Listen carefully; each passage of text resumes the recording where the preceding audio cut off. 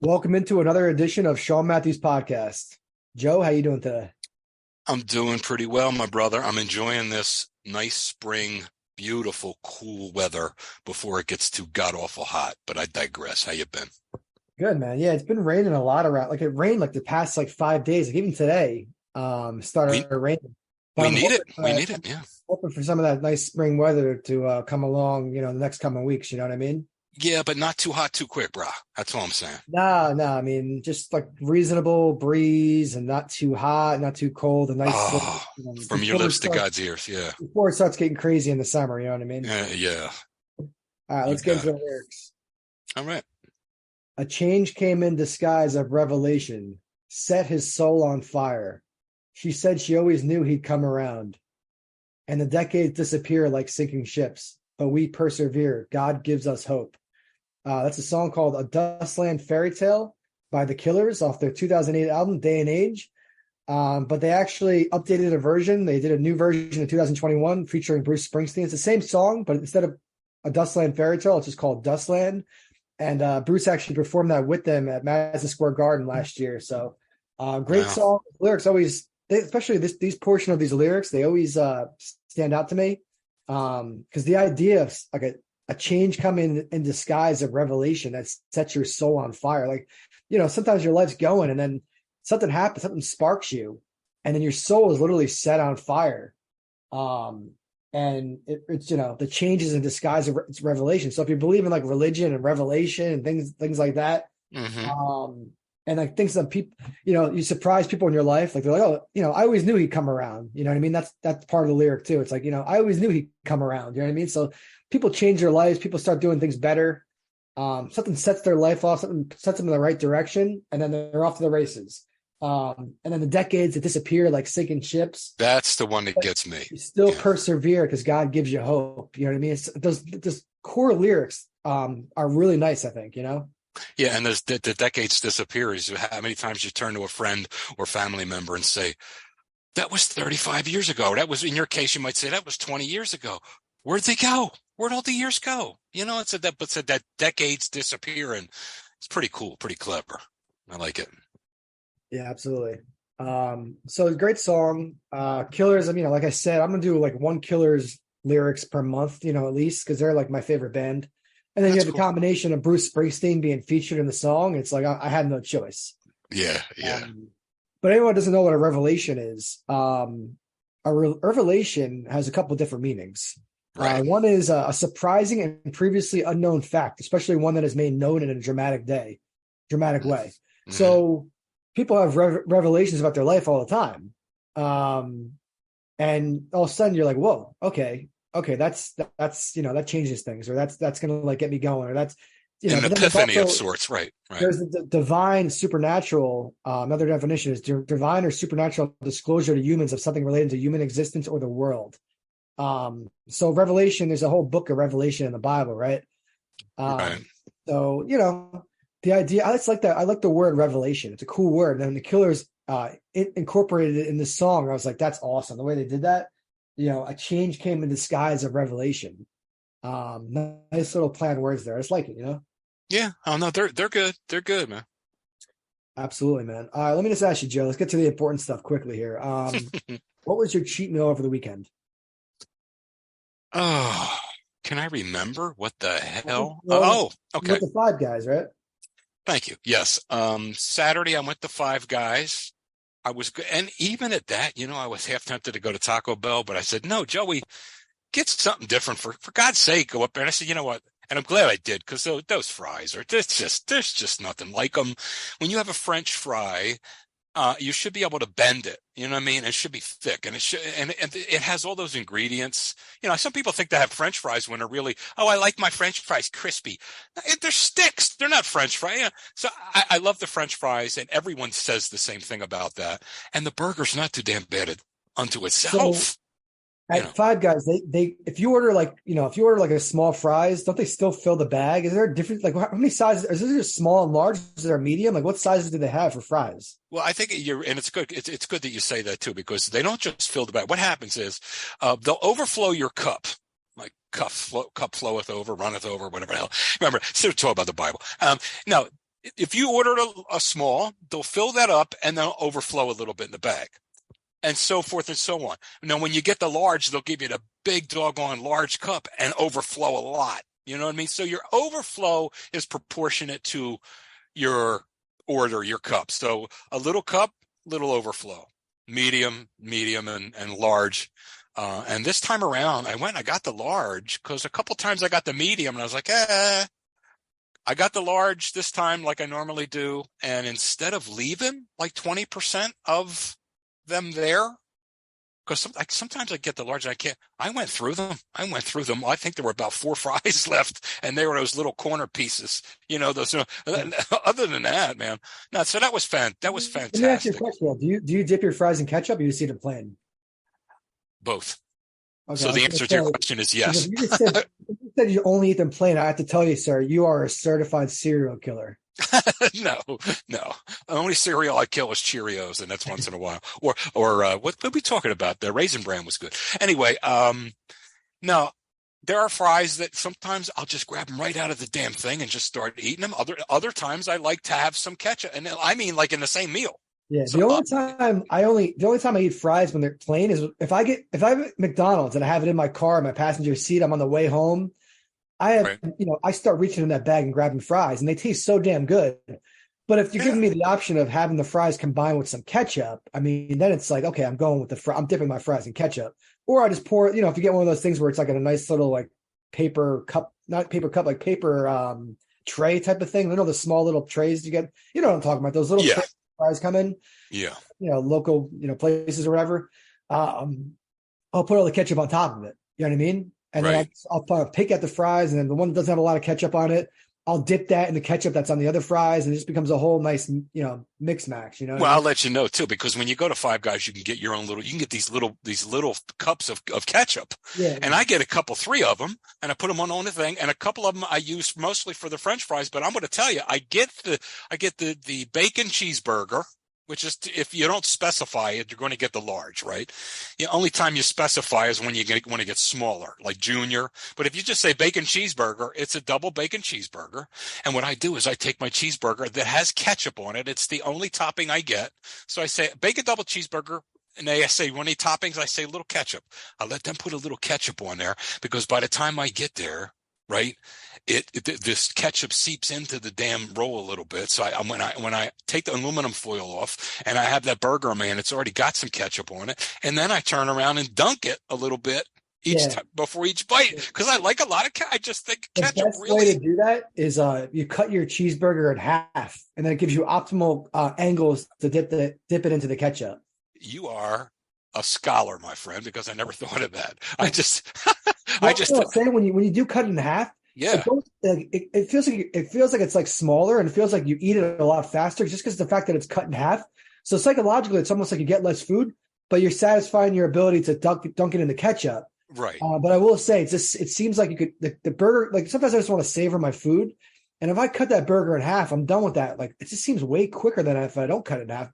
But I'm choosing because I want to dunk it in the ketchup. So it's like I'm just choosing the lesser of 2 evils, Well, what I have, Sean, is that very first dunk, right? The very first dunk. All right. Maybe it's shortchanged a little bit on how much surface area I can get the ketchup, on it. Maybe a little bit. But after I take that first chomp, I got all the angle I need everywhere. You know what I mean? Once you get that first bite, that's true. I got a hook there, man. I got, So that was that day. And do you ever have to go back up and get more ketchup? Are you trained at this point to know exactly how much ketchup you need, or do you kind of underestimate sometimes and you have to go back up to get more while you're eating? No, if anything, I have a little excess, but I just throw it in the bag and throw it, in the trash can. But I don't like to waste food, but I get 3, and usually that's enough, because 2 for the fries, and then like 1 and 3/4 for the fries. And then 1 for the burger. And if I'm really going at it, that little bit that I had left in the other one, I can use that. But it's usually just enough. And if I have a little left over, so I'm throwing a little ketchup out. What the hell? So and quickly, like I heard something happen where there was a woman working there at Five Guys who English is not her first language. So there's kind of a language barrier. Right. And you had a little misunderstanding, and you didn't know if you came off rude and you felt bad about it. Yeah. So you went back up and made things right. So I love stories like that. Like that's, Yeah. Yeah. So what happened? I walked in and I called my order in and I said, this is what I want. And I'm going to be there in about 10 minutes and I'm going to eat there. And he says, you want, and they always ask me, if you're going to eat here, do you want a drink? I said, yeah, give me a large drink. You don't specify because you get your own drink, right? So when I get there, I pay, I go up the front and I pay. And then I walk around to where you pick your burgers up and everything. And in the interim, they were getting 3 or 4 people in front of me were getting their orders. So I had my cup for my large drink. I went and got my large drink and put it on a table where I was tended to sit along with my chocolate chip cookie. And then I walk up and wait for my burger. And it was this little girl, little baby, I don't know, maybe 20 years old, 19 years old, little round face. She was Latino and she spoke broken English. And she was said to me, she goes, you pick up? And I'm like, pick up. She said, what was I said, Joe is the name. And she goes, okay, Joe, pick up. And I'm like, pick up, honey. What do you think I'm doing? Delivering it to you? I didn't say that to her, but I'm thinking, yeah, I want to pick it up. And she goes, no, pick up. and finally she goes, no, cop. I said, oh, sweetheart, I'm sorry. You're asking me, do I have a cup? Because you're looking at my sheet, the order, and you're asking me, did I get my cup? And I said, I got you now, sweetheart. I said, I got my cup and it's on the table. She goes, okay. For a little split second, I saw a little crack, like in her demeanor, just a little bit. Because at one point I said, what? Like that? Because I was like, cup, pick up. What do you think? So, as I'm eating, no, don't get me, you know me, Sean. I didn't do anything. Had I done anything really egregious, I would have been over the counter saying, sweetheart, forgive me. I didn't, but I saw a little something in her demeanor and it was there. It was just enough when I was losing my patience. So I eat my meal and it was just gnawing at me a little bit as I'm eating my meal and and I figure, how can this bothers me? This kid is spoken broken English. She's here working her ass off on a job like this. And then she's got this big ape, coming down on her and she doesn't know it. And I thought to myself, how can I make this right? So I'm going to make this quick too. After my meal, I went and threw out my stuff and I waited. She was back in the kitchen. I waited for her to come back out and she coming back out. And I went to her. I give her the little come here with the finger and she come over. She was like smiling. I think she knew that I wanted to like make things right. You know what I mean? So she came closer to me and I pointed to my ear and I said, honey, I'm sorry. I couldn't hear you like that. She goes, that's okay. And I reached my hand out to shake her hand and she takes off her white glove. You know how they wear white glove? She took off her glove to shake my hand. And so I had a couple $1 bills. And listen, I'm not rich. And you gave her $2. What the hell? Hey, $2 is $2. When you get $2 in your hand, it's like making $3. And for making $3 for no time at all for 3 seconds isn't bad. I'm gonna get her a cup of coffee or something. But she shook my hand. She understood. She was smiling. I gave her a little something, and I made it right because I try to practice what the hell I preach. That's all. And I was trying to look at things from her point of view, having a job like that, working your ass off.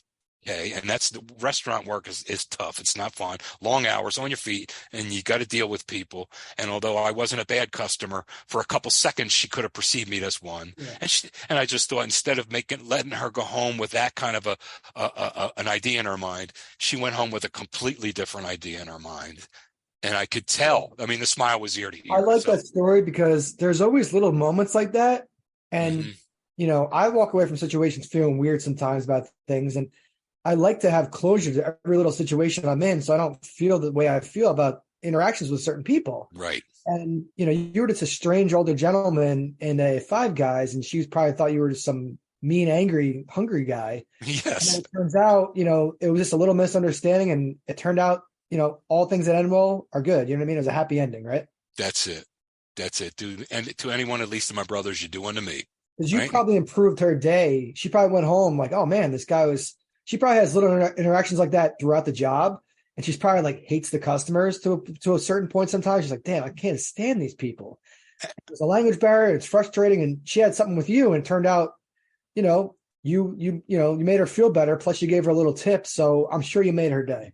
Right. And I want her to think about coming here And instead of, because there are people that'll have a field day with immigrants coming in, and it makes it's just straight wrong. And just think of what our ancestors went through when they come over here. They had to eat a lot of shit, so to speak, and they all did, and it's a shame.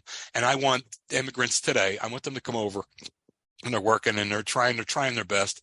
I want their feelings to be, I wanted her remembrance of that little encounter for her to go home that night with a smile on her face and an idea that, hey, they're not all making fun of us. They're not all putting us down, and they do consider us people and consider our feelings. Yeah. That's what I wanted her to go home with, not the other way around. Yeah. So that's it. And what's the deal with, I'm looking at the Five Guys menu right now. Mm-hmm. And they have regular size hamburger and cheeseburgers and bacon cheeseburgers, all that stuff. But then they have something called little hamburger and little cheeseburger and little bacon. Like, how little is it? Because it's about $2.30 less for the little one. But how little is it? It's not like a slider, is it? Have you seen it? No, I think. No, are you talking? I haven't actually looked at that menu in a while. But are you referring to the junior? No, it's actually, I'm looking at the Philadelphia Chestnut one, Five Guys menu, which I believe is probably most Five Guys menus, but it's called little. Like it's not called junior, it's called little hamburger, little. So you're not seeing a junior and a little. Seeing little. All I'm seeing is little. I guess okay. Junior is no longer if they had that, Yeah, so that's probably what it is. It's probably, Sean, it's probably a reasonably decent size, but it's probably a single patty as opposed to double patty. It's interesting. I like that they have choices like that, because I just like to know, if it's a slider, obviously I'm not paying for the little hamburger. Costs $7.19. So there's got to be something there. You know what I mean? You're paying more than a quarter pounder. You're paying more than a Dave's single. Yeah, that's a single patty. The same price as a Shake Shack burger, but I was wondering, man, what the hell the little is. You know what I mean? So yeah, it's a single patty, and they just changed the verbiage a little bit. Now you said Shake Shack. My brother come over. This was about a year and a half ago. He was over. He said, it was Christmas time, a year and a half or so ago. Anyway, he says, "Oh, someone told me about Shake Shack, and if you live over there where you live, there's one right by you, and we could try it." Well, I went, and I'll tell you, I was very unimpressed. I was extremely unimpressed. First of all, the French. You continue. The French fries were those ones as a kid, we used to have them on Friday nights when we had a fish. We had fish on Friday nights, like Mrs. Paul's fish, and Mom used to make those fries. And they're good for in the 1970s and 80s when I was at home. The little crinkle cut, they're okay. It's okay, but they had those, and the burgers weren't that good. It's like I'm thinking to myself, Five Guys absolutely dwarfs this place. Five Guys has Shake Shack demolished on fries, because because Shake Shack's fries they're crinkly and they're okay. Yeah. The other night, I had a crazy eating night. After I went to the movies, I got Qdoba. I got a big burrito. And then you told me. The Knicks game, I smoked a joint and everything like that. So I'm like feeling pretty good watching the Knicks game, but I'm getting a little stressed out. We're losing most of the game. And then I'm like, you know what? I'm just going to, because you got me thinking about cheeseburgers and stuff. I'm just going to take a page out of Joe's Burger. I'm going to get myself a nice premium cheeseburger. So I go on Grubhub, because I have free delivery fees because I have Amazon Prime. And I spent $30 on Shake Shack, which is actually not that bad with delivery and with a 20% tip. But I got a bacon cheeseburger, fries, and a milkshake, plus the delivery, plus the tip was about $30. It's not that cheap at all. But I'll tell you this, the fries, obviously it's a little farther away, so everything doesn't come that hot. But the fries are unimpressive. There's basic crinkle fries, and they charge, a lot of money for those little fries. Yeah. So I think you can get a large fries. I look at the Five Guys menu, you get a large fries with all the fries in the bag and the big cup for about $6. It's like, so Five Guys has it's no contest. Five Guys has Shake Shack dead to rights in terms of fries. But in terms of burger, I got bacon on my burger, because you got me thinking about the bacon. I'm like, I was going to get bacon on it too. I got bacon, but it ruined the burger. Like the bacon was like thick, and it had like those kind of fatty spots where it's like awkward to chew a little bit. From Shake Shack. Okay. Off my whole, chewing of the burger. And at the very end of it, I took the rest of the bacon off. I had enough of it, but I'll just say this. I think you're right. I think Shake Shack is inferior to Five Guys. I think Five Guys has them beat. Oh, there's no two ways about it, Sean. And not only the fries, but you talk about the bacon cheeseburger. They take this bacon And I'm telling you, it's almost like they meld it right into the damn. I mean, really, and it's always They meld it. it's like part of it's like they blend it together. It's like, and it's always really well cooked, like really well So cooked. So there's no awkward like chew, like you're sitting there chewing. no, You're supposed to be on your next bite of the burger, but instead you're finishing the fucking bacon. Sorry for cursing, right? but That's it. we're gonna be cursing more around here possibly. But yeah, so the bacon, you start chewing on that fat, it just throws off your whole mood. It's like, damn, I don't want to chew this fat anymore. And like you don't want to spit it out. It's like you just want to continue eating your burger at your leisurely pace. Right, and I urge you next time to try. Believe me, Sean, try and compare the presence of the presence of the bacon to one to the other.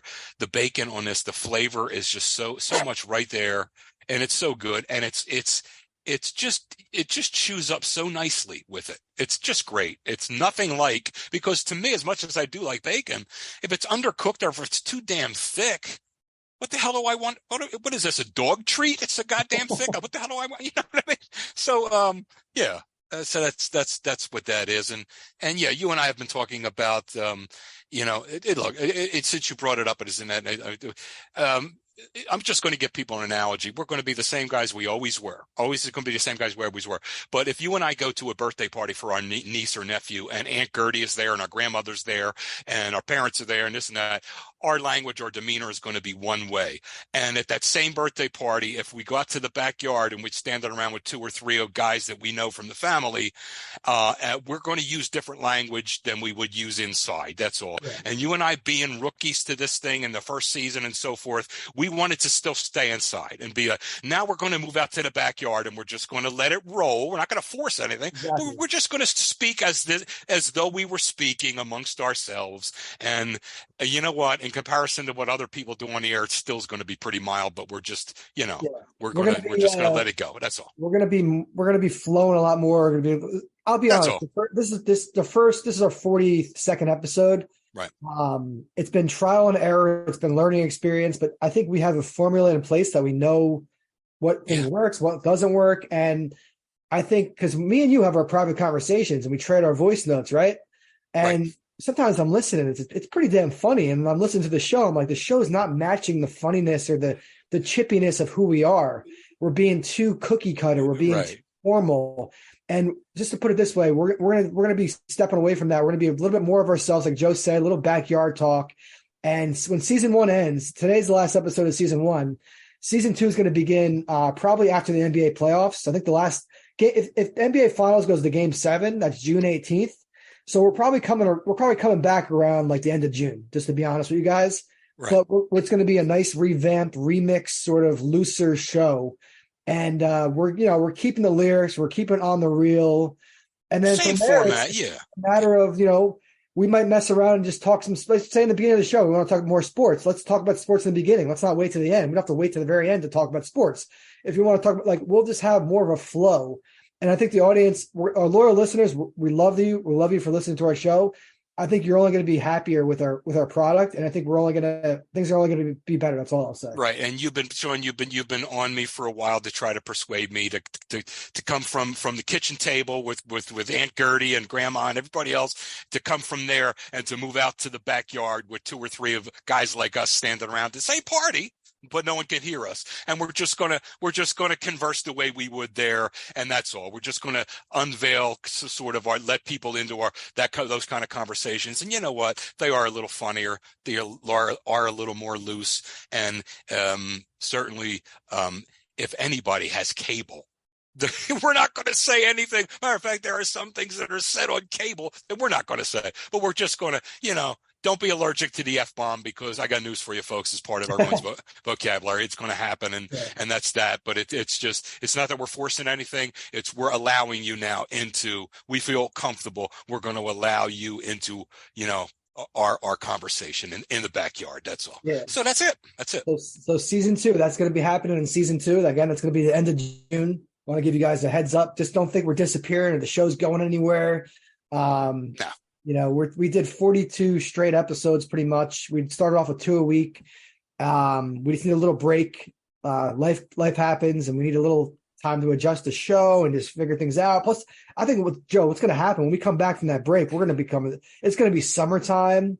The weather's going to be a little bit, hotter outside. It's going to be a nice little vibe. We're going to be like, damn, it feels good to be back in that break. It was worth it. You know what I mean? It was well worth it. It gives us time to improve our product because if you're not striving to improve, you're getting worse, right? If you're not getting better, you're getting worse. You don't stay the same. So I'm going to try to get better. You're going to try to get better. We as a unit are going to try to get better, and we will. So it gives us time to do all that stuff too. And you know what? We're human too. We need a little pause, a little breath, catch our breath in between. That's all. Yep. Like it's one of those things where it's like we both have jobs in real life. They call it IRL, in real life. Yep. And this is a passion project hobby that we ideally in our dreams, we'd like to do this for a living. We like somebody just to say, listen, advertisers will pay us or whatever, or we'll get hired by a company, work for them. That's our dream, to actually do this for a living. And if we do this for a living, it's going to be a whole different ball game, because it's like, that's our job. Whereas now it's like, we worked all day and it's like, oh, we got to do this show tonight. And like, we're not making money off the show yet. And it's a fun passion project. But I mean, I'm just telling you, man, if this ever turned into a full-time career, just watch out, because,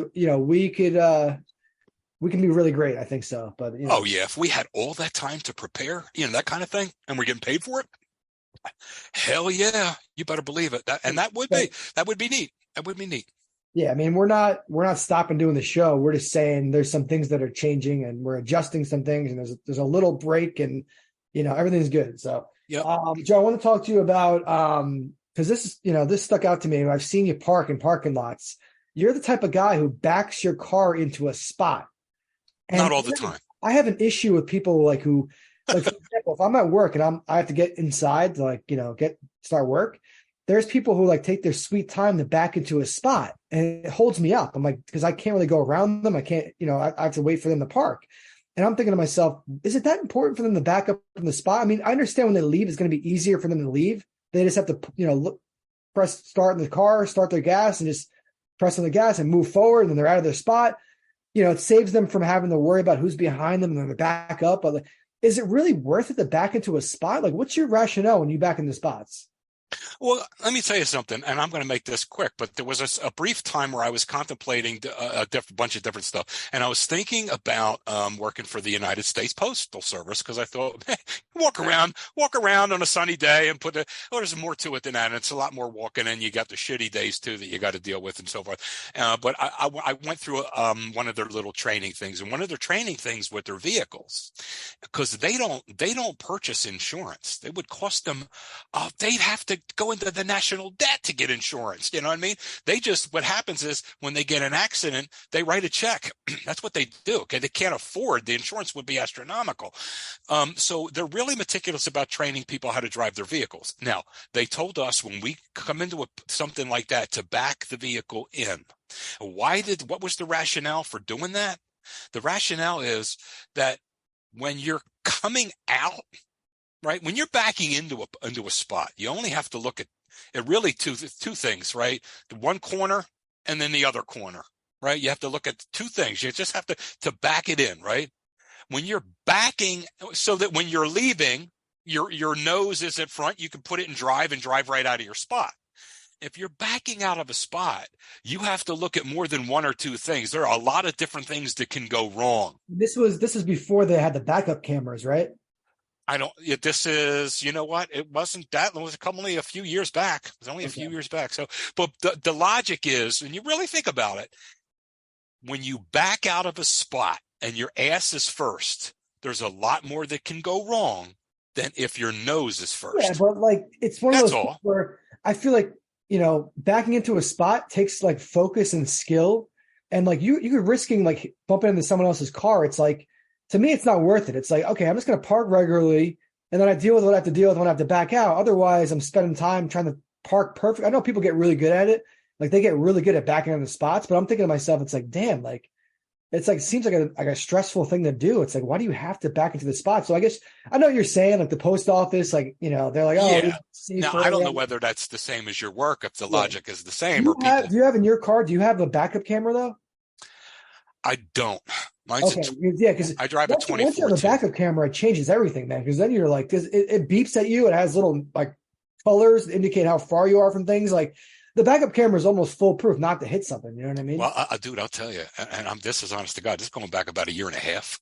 I was at Wawa, and this is like a super Wawa, and I come out and I jump in my Jeep. I got a Grand Cherokee, so I got to look right out the back, whatever. But I crank the stereo.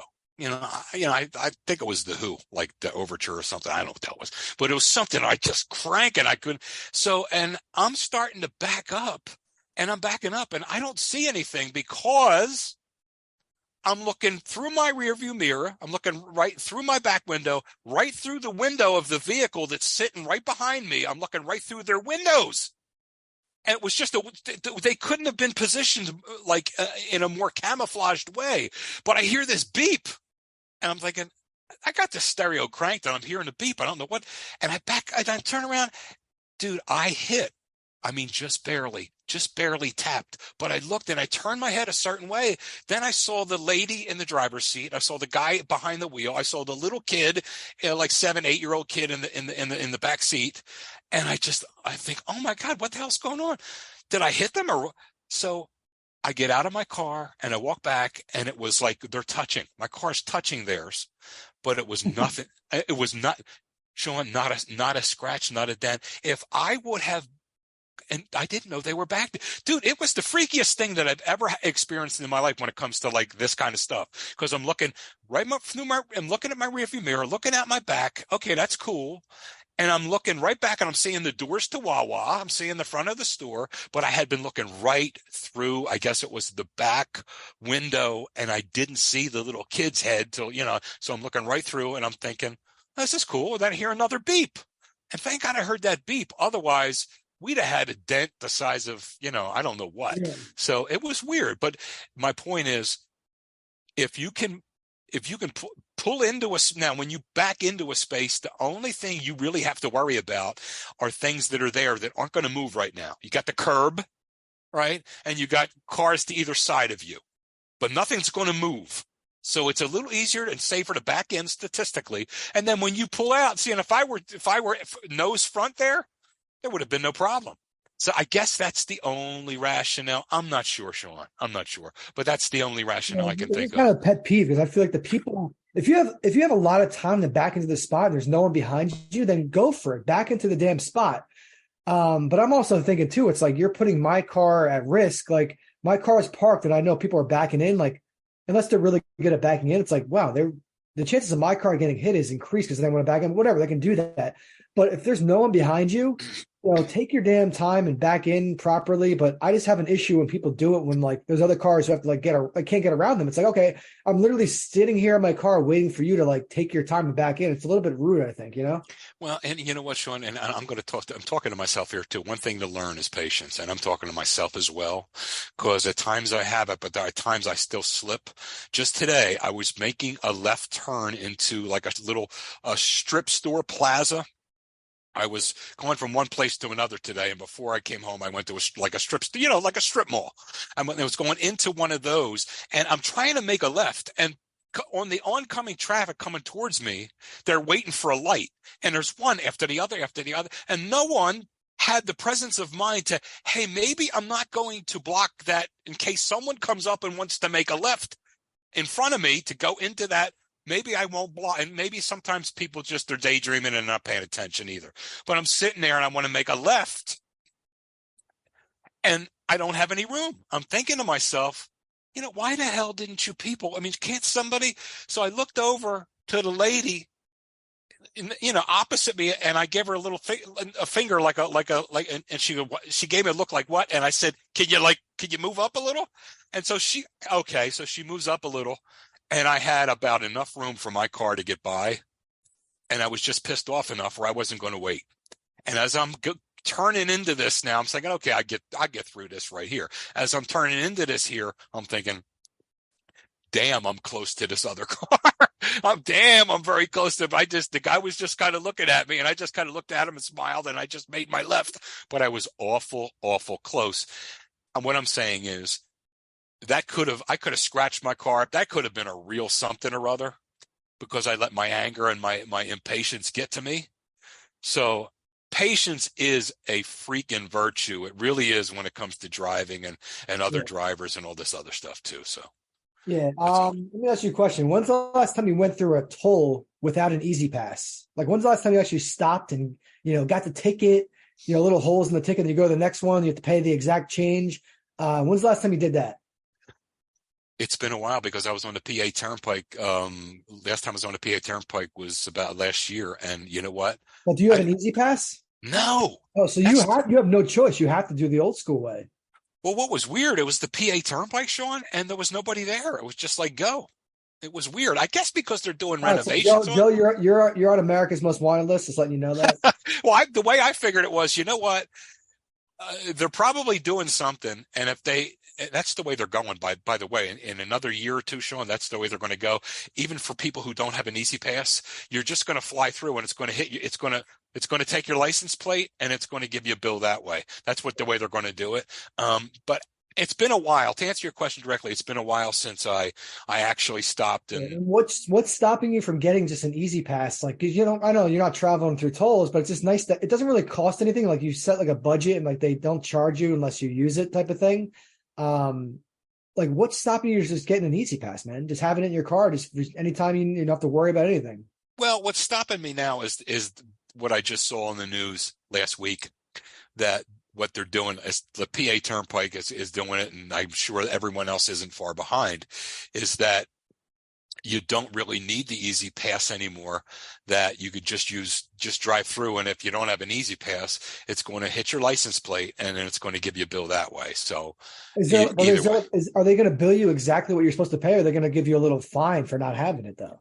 Oh, no. This is built specifically for, in other words, it's going to become an accepted mode. Now, who I feel sorry for are the people the toll takers that they're going to be out of a job because if this is going to render them, pretty much useless. Yeah, because I didn't even know those people still like existed. So they still have those jobs where they sit in a little toll booth and like do the exact change all day. They still don't take credit cards. Because I had a situation because I had a rental car for a couple of days. I got my car fixed. And I had this little rental car, this little Nissan Versa, and I'm like, oh, I don't have an easy pass. I could have like brought it with me. I could have like took the one out of my other car and whatever. I didn't, it was only a couple of days, but then I'm dealing with a thing where like, it prints out a ticket. It tells me exactly where I'm, what exit I'm on. And then I went to the next one. First I thought like, oh, okay, I just have this ticket. Like, that means, do I send it in? Do I mail it? But it's been so long since I actually had to drive through a toll and just pay. Then I got to another toll and I gave the lady my ticket. And then I was like, do you take credit cards? She said no. So I had to pay exact change. And like, it took a long time than it usually does. And I'm just so thankful for Easy Pass because, man, back in the day, everyone stopping and individually paying, that must have taken forever. Yeah, it was a hassle. It was a hassle, bro. So that's one thing I'm glad to see. Yeah. Did you hear about the writer's strike, man? I'm so disappointed because I just started watching more late night shows. Usually my rotation is just Jimmy Kimmel. Then I added Jimmy Fallon. But then I added it. I'm thinking to myself, I'm enjoying these late night shows so much. I'm going to mess around and record Seth Meyers. I'm going to record Stephen Colbert. And then James Corden he's off the air now. He retired from late night for the time being. Yeah. And I was like, you know what? I have YouTube TV, so I have like unlimited DVR space. I'm like, I'm just going to record all this. And then whenever I want to throw on one of these, I'll throw on the monologue and it's fun. Now there's a writer's strike and I waited 3 weeks for SNL. SNL took about 2 or 3 weeks off and it was coming back this month for 3 straight shows. Pete Davidson's supposed to host Saturday night. Yeah, I was looking forward to that. That's not happening, man, because like the writer's strike and like, I don't know, last time it lasted over 100 days, like it's kind of annoying. Like now I'm like, like, damn, I got just getting into like more live TV and more late night funny things. And now I got to like wait for the strike to be over. But I guess I understand they want to be paid properly. But what I heard is last time it happened, I think around 2007, Jimmy Kimmel paid his writers out of his pocket and he ran out of his savings. He was getting pretty close to running out of money in his savings. So I respect the hell out of him for doing that. But then I told someone at work, I'm like, Jimmy Kimmel paid his writers out of his pocket last time. And he's like, oh, that's bad for the union. That makes people, that's bad for the union, man. And I'm like, well, it sounded to me like Jimmy Kimmel did a good deed because those writers aren't being paid. And he's like, no, that's actually bad for the union. It makes them look bad for the writers who are taking the money. And like, I was like, all right, well, I mean, I think he did a good deed, but whatever. But what do you think about this writer's strike, man? Do you care at all? Is it something that's going to affect you or do you not really care? You know something, Sean? I would have to see what kind of lettuce these guys make already. I mean, I'm being told, but I forget who it was, but someone in the industry said that the writers are not asking for anything extravagant. That's what they said. Now, I'd like to see what they make. I'd like to see the kind of lettuce they make, and then I would make that decision. So I don't know what they make and what they're asking for in relationship to what they make.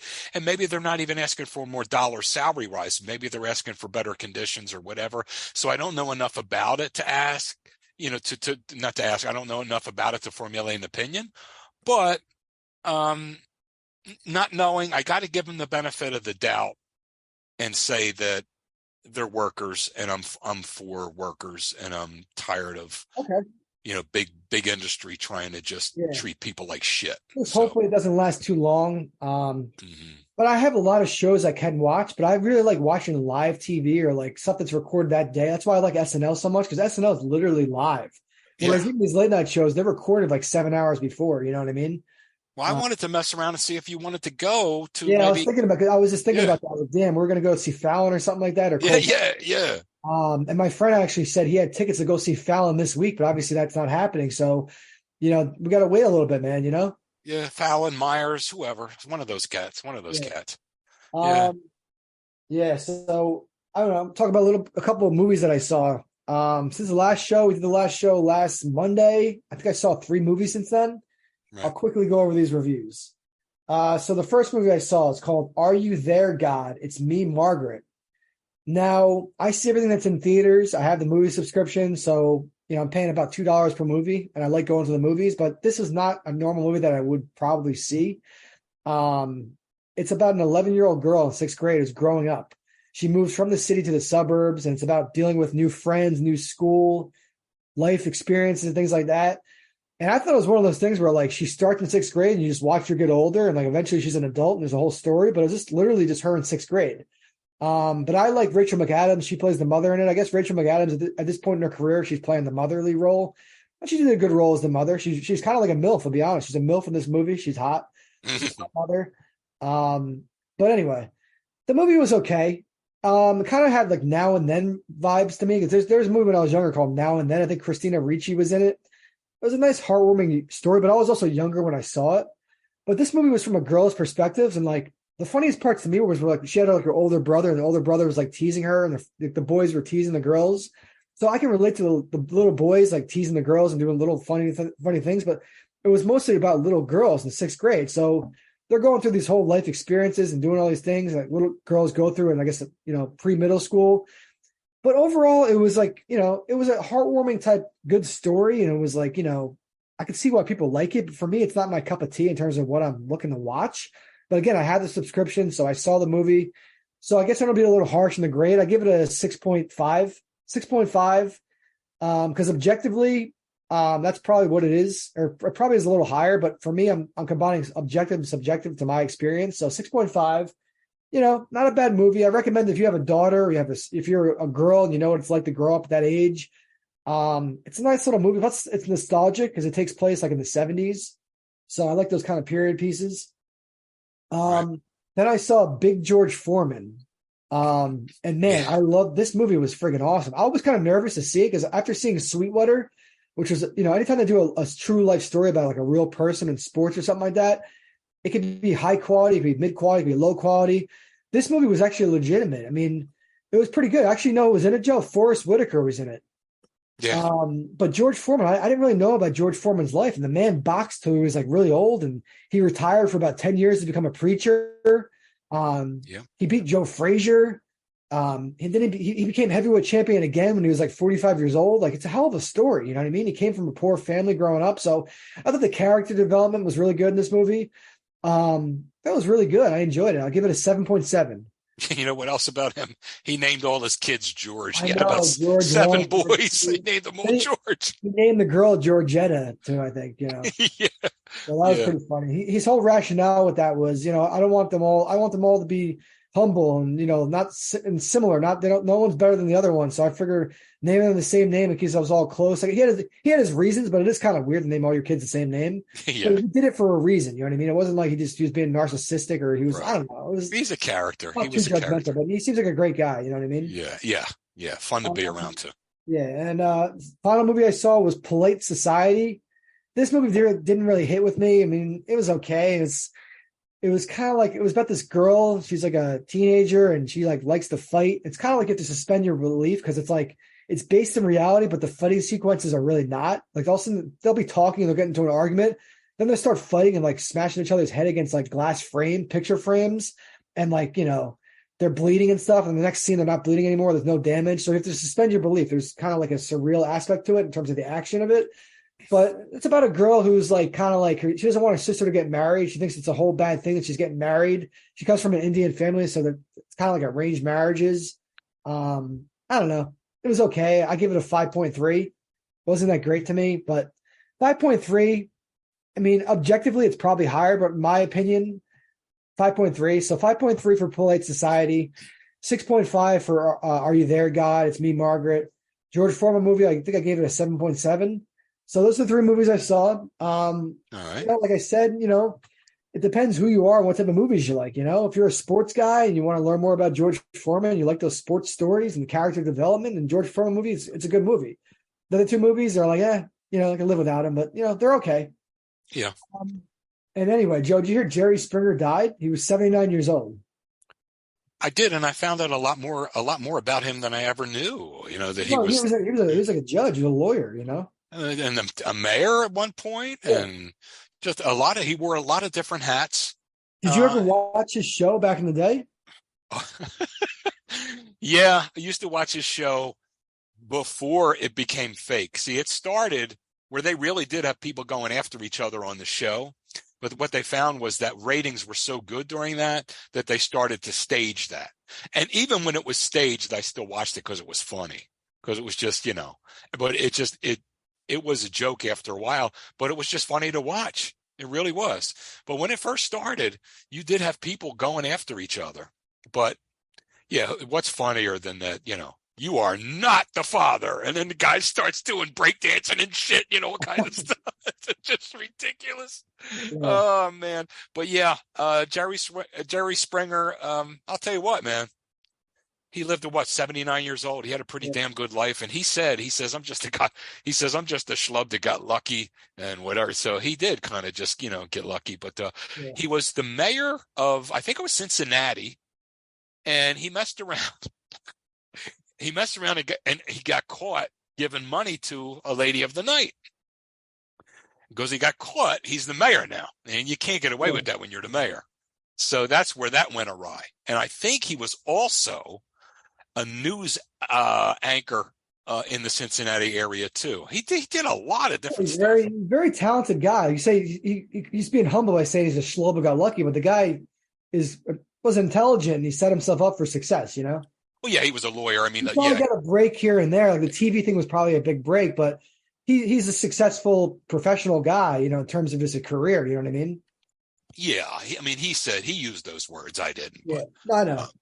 But so Jerry Springer dead at 79, rest in peace. And what I saw today, Joe, this is a late addition to the show. Tim Bachman died at the age of 71. He was in Bachman Turner Overdrive. Oh, no. Canadian rock band. They sing You Ain't Seen Nothing Yet and Taking Care of Business. Are two of but baby, you just ain't seen nothing yet. One of the founding members, Tim Bachman, he's dead. So rest in peace, Tim Bachman. I don't know, Joe, you probably like some of the songs, right? For sure. Oh yeah, Taking Care of Business. You ain't seen nothing yet. It's ride, let it ride, let it ride. Yep. Yeah, they were good, man. They were good. As a matter of fact, they had I'll never forget the album cover. My brother got an album cover when he was 15, so that made me about 10.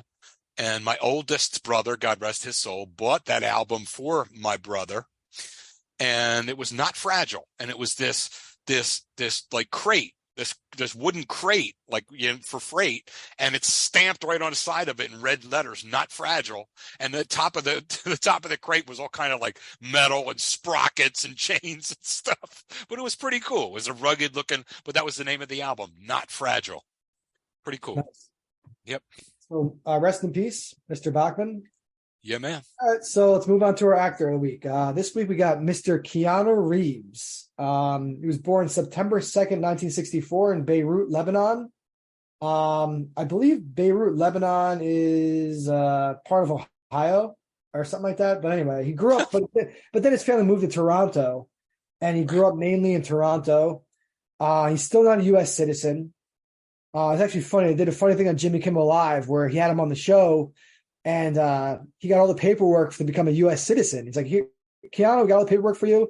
You become a U.S. citizen. Let's make this happen." So that's one thing I respect about Jimmy Kimmel. Like, they do funny stuff like that. And they literally got all the paperwork, this thick book of paperwork to become a citizen. He's like, why not do it now? Anyway, Reeves he's still a Canadian citizen. His mother was a showgirl and a costume performer. His dad was a geologist, but his parents got divorced when he was young. He had multiple stepdads, but never reconnected with his biological father. He dropped out of school to pursue acting around the age of 15. He's actually a pretty good hockey player. He wanted to pursue hockey, but he chose acting instead. He got a small role, which allowed him to hire an agent. His first legit role was in a Rob Lowe film called Young Blood in 1986. Then he moved to Hollywood. He got a role in a 1988 film, Dangerous Liaisons. His first big role was Bill and Ted's Excellent Adventure in 1989. He's got dyslexia, so I always respect any actor who has to learn scripts and memorize scripts and all his dialogue. If he has dyslexia, that's extra tough, so I respect him for that. He's dealt with that. The problem was, after he did Bill and Ted, he was kind of typecast as like this moron, because that movie's about like two kind of just dumbasses, pretty much. Right. They're good guys, but that's the whole premise. Then he got a starring role in the movie Speed in 1994, and that really took his career to a whole new level. Then he actually turned down Speed 2 because he didn't respond to the script. He said he was confused that it was on an ocean airliner or ocean liner, and things didn't feel right to him. So he was kind of, even early in his career, he was kind of selective with stuff. You know what I mean? Speed was a big hit, but he chose not to take Speed 2 because he's like, this is ridiculous. Like, why is it on an ocean, like a big ship? Like, what the hell is going on here? And the script didn't feel right. So, I respect him for being, choosing what he wanted to do. Then this is well known within the whole, like, anybody who knows Hollywood and everyone who knows about celebrities, he's apparently the nicest guy you could ever meet.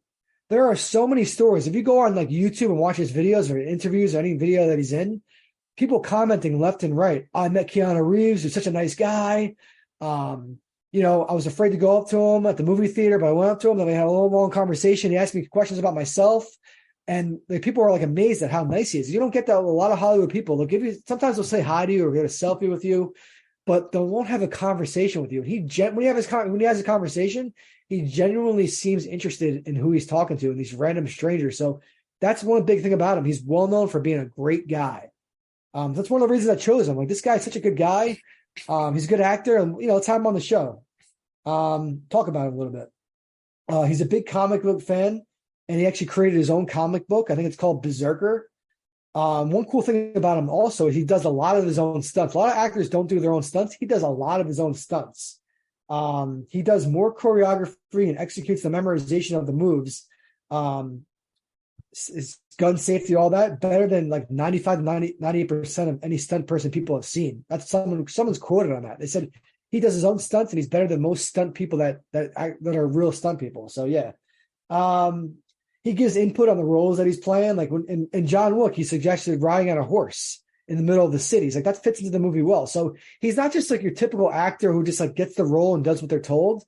He gives you input. He gives inputs on the roles and he does little creative things. And he seems like a great guy. So the movies that I've seen him in, Johnny Mnemonic in 1995, Chain Reaction. I saw Speed. That's from 94. The Devil's Advocate in 97. The Matrix was one of his big movies. The Replacements in 2000, Hardball 2001, Constantine 2005. I saw that in the movies actually. Then he's in John Wick 1, 2, 3, and 4. Anyway, he's in a lot of good movies, but my top five, for my top five for him is got to be probably Hardball is probably number one. I really enjoyed Hardball, where he plays a baseball coach. The Replacements is probably number two. The Devil's Advocate's number three. John Wick franchise is number 4. Probably The Whole Truth is number 5. But again, I don't love doing top 5 lists, but those are my top 5. But all the movies that I've seen him in, I really enjoyed. And it's funny because The Matrix to me is not one of my favorite movies I've seen him in. I've never really watched all the Matrixes. That I have to go back and I maybe haven't seen any of them. watch the whole. It's a whole weird concept and like Yeah. cool and everything. It was groundbreaking when it came out, but it's like But Joe, what do you think about Keanu Reeves? What's your opinion? I don't have anything. I don't have anything against him, Sean. Yeah. And now that I'm looking back, I do remember that movie, which The Youngbloods, which was a great movie. I mean, wait a minute. In the history of cinema, it's not going to be like. But I thought if you like sports, if you like ice hockey, if you like the story of a kid coming from Canada trying to make it, he's undersized. Rob Lowe is, and he's really really talented, but he's got to learn how to protect himself on the ice, and there's some fighting in it, controlled fighting now, and he has a nice little cutie little girlfriend. It's a cool '80s movie. I do remember Keanu in that, so I have to say I have a top 1. I guess it's that. I don't watch any of that John Wick stuff. I don't watch any of that Matrix, double somersault, flying over across the room, faking out a whole room full of laser beams by just moving around, and just a bunch of happy horse shit to me. But and don't think he's a nice enough guy, pretty good actor. And I just wish he would. I wish he would rethink the beard, because I've never seen a more horrifying facial hair than on that cat. I mean, is it not fully grown in? It's a little patch. I mean, there's you can get away with being a little bit patchy, but dude, I mean, he's got dude, it's horrendous. I'm looking at, as I watch interviews before the show and everything, I've seen in movies, and looking at him now, the pictures from Google, his beard seems fine to me, dude. I don't know what you're talking about. Well, maybe, I don't know. Maybe he's using some of that pencil color in and everything. But for years, if you look back, and don't get it twisted either. Sometimes these guys get a whole lot of money, and they go because you can get that if you got enough money, you can get that done. And I like Jimmy Kimmel actually over the years has that's how he wasn't always like that. He got that anyway. Well, explain it. What did Keanu Reeves is known for having a horrendous fucking beard. All right, there you go. So I'm just telling you, that's what he's known for. And I just wish he would rethink it. What's the Jimmy Kimmel thing? What did he have done? Jimmy Kimmel, his face was as smooth, and people say, well, he shaved. No, a couple of times he tried to grow a reasonable beard, and it didn't kind of look right, so he quickly shaved it or whatever.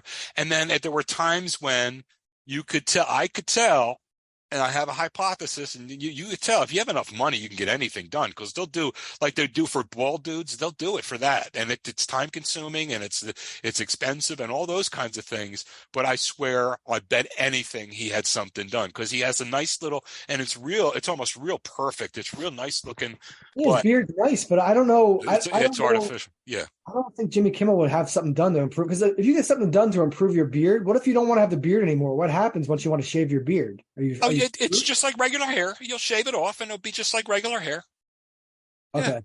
Yeah. And Keanu Reeves, I'm surprised you don't even know what I'm talking about. That facial, you want to talk patchy. Now it was horrendous. Now I'm sounding self-conscious about my beard. You went to a baseball game with me recently, the Yankee game. Was my beard sufficient?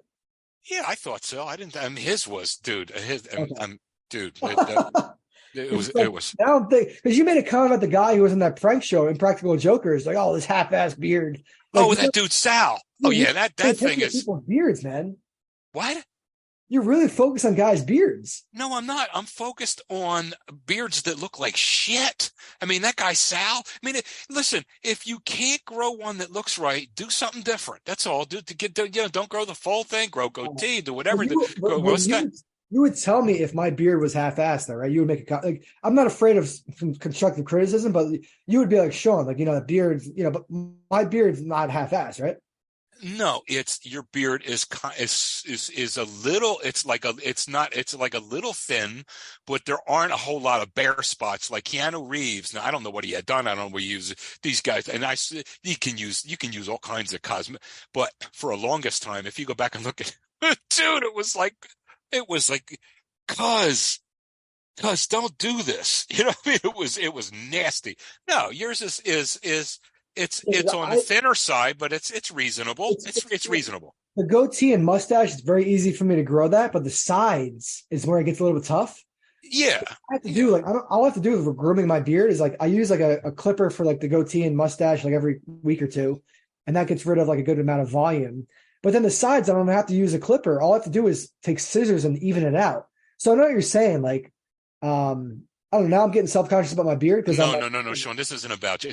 I promise you, this isn't about you. If you go back and look at Keanu Reeves and go back and look at all the pictures of, and really, as a matter of fact, you can. But and I'm not. Look, the guy's got money. The guy's got the world by the ass. The guy can get laid anytime he wants, anywhere. So listen, it's not a thing. I'm just saying that it was common that when people talked about bad beards, his was the first name that would come up. And it was like, dude, you don't even need to do that. In any fashion, though, I know what you mean. Most of my density is in, that's why I like the goatee, because now I get the sides too, but on one side, I think it's the right side. I can't remember right now. There's a slight little area that's kind of thin as opposed to the others. And you've seen pictures of me too. It comes in full. I just don't like the full beard. I just don't like that whole thing. And it itches. It's a pain in the ass. And I just really like what I wear. It's what I like is the goatee if it's done right. You can't let it run wild and let it, like I said to you last week, it's not like a Hell's Angels type of, it's like you trim that sumbitch like you trim a woman's eyebrow, cut it right down, boom, boom, boom, really get it in the right length. But I like it. I really do like it. And I know one thing too, I did not know this, Sean, that what I wear, and you say what I wear, is the top and the bottom. It's called a Van Dyke. It's not called a goatee. A goatee is when you have a mustache. Now think Civil War now. When you have a mustache and you have one line of hair on the bottom, one line going straight down. Yeah, or a little bit, like a little like a soul patch, like a mustache and a soul patch that goes down a little further. That's the actual goatee, and you can punch it up on a computer. What I wear, most people now call a goatee, it's actually called a Van Dyke. Now I'm getting way off the topic, but I digress, but it's something I did not know. So if you're ever playing Jeopardy, and you see a picture of the kind of thing that I wear that everyone in the society calls a goatee, it's really called Van Dyke. Okay. Yeah, I'm looking at, I just Googled Keanu Reeves beard. There's a site that talks about how to get Keanu Reeves patchy beard. Embrace it, make the most of it, be patient. And there's a website that says it's called beardaholic.com, how to copy and groom Keanu Reeves' patchy beard. So I guess you're on to something where people thought he was patchy, his beard. I don't know. I saw him on a late night show. Sean, yeah, yours is. No, I'm not focused on me anymore. Yeah, but yeah. I'm trying to defend Keanu's honor because you immediately went to. I didn't hurt the man's honor. I didn't offend the man's honor. I wouldn't want to do that at all. I told you. He could get laid 6 ways from Sunday anytime he wants. He's a good-looking dude, and I say that from a completely hetero standpoint, right? He's a good-looking dude. He's famous. He's got the world by the ass. He's talented. I just said the only thing I wish he would do is rethink the facial hair. Okay. That's all, because patchy is patchy, horrendous. And that's where he was, horrendous, only in that area. But if he wants to do that, he can do it. What about Kevin Durant? Because Kevin Durant's got one of the most patchy beards I've ever seen. I didn't even know Kevin Durant had a beard. Yeah, he's got, because when I think of patchy beards, I think of KD. KD has a patchy beard, to say the least. Now that I'm sitting here really, really thinking about it, I could see a little hair on his chin. I could see a little bit above his lip. I can't see anything else. I can't, it must be that sparse that I can't see it. I just can't. So you're right. It probably is patchy as all get out. And that's the only thing that, if you're going to have it, have it. Now, what you can do, what a lot of guys can do, and because I did a little reading about this too. Every guy reads about facial hair every once in a while. What you can do is get the clippers. Every guy reads about facial hair once in a while. Because every guy toys with the idea. You get the clippers and set that at a real low number, like 1 or 2. And do that so that it's just the hairs are little spikes, and have that look. Yeah, dude, I can't. It's funny, bro. Like I can't. I don't know. Not to get into a whole we're going off on a tangent about beards here. Yeah, if it's too sparse, you can't But get it. I think about that all the time. I'm like, man, what if I just like went really low and I just had it like just where it's like nice and like spiky on the sides? It's kind of like a half grown, like, but like I'm sticking with what I have and just I'm like hanging on to what I have on the sides. You know what I mean? But Yeah. I don't know. You got me thinking a little bit about the beard now. But anyway, let's move on real quick, man. Let's move on. Well, I promise you it was nothing about you, cuz. I know. You're I know. fine. But now I know you're judging. Stop it. Beard, so I'm not. I didn't. I just said. Listen, when I said I wish he would rethink the facial hair, there are about 75 million people that say, "Yeah." Well, not really. We don't have that kind of audience, but I mean, most people think that of him. Of his cosmetic. But all right, let's move on to Snapple Fact 819. Snapple Fact 819. Children grow faster during springtime. Children grow faster during springtime. So I don't have much else to say. I think it's because they're eating more in the spring and the summer, apparently. But they grow faster. Because I tried looking into the details. I'm like, why are they growing faster in the spring? But I went down a rabbit hole of like scientific articles and stuff. I was like, nah, like I gotta guess. I guess it's just maybe the fact a lot. Go ahead. Maybe a lot of sunlight in the spring, I guess, sunlight, vitamin D. I don't know. Yeah. Maybe more sunlight in spring. I don't know. Yeah. Anyway, Joe, you ready to be stumped? Hell no, you ain't stumping me. All right, here we go. Story number 1. Look up. It's a bird. It's a plane. No, it's actually a super frisbee. Number 2. Media's new darling. Video captures Good Samaritan feeding rabbits and cats every day for 5 years. Story number 3. Hundreds of pounds of cooked pasta mysteriously dumped in New Jersey woods. So what do you think, man? I'm just laughing because at least 2/3 of this was made up, and it's all pretty good. It's all pretty good. You've been hanging around me too long. You got some really viable. All right, so I got. Look up. It's a flying saucer. No, it's a super frisbee. I got the uncooked pasta being dumped in the woods. Yeah. Uncooked or cooked? Cooked. Cooked pasta being dumped in the woods, or a Good Samaritan. Yeah. Yep. Feeding, not a good Samaritan, but yeah, a guy feeding rabbit for how many years? Feeding rabbits? Rabbits and cats every day for 5 years.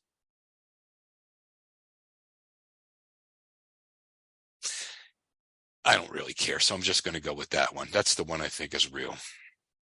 Okay. I got news for you, sir. You have been stumped. The real story is the cooked pasta. It's actually dumped in a town that I used to live near. Hundreds of pounds of cooked pasta mysteriously were dumped in the New Jersey woods at Old Bridge, New Jersey.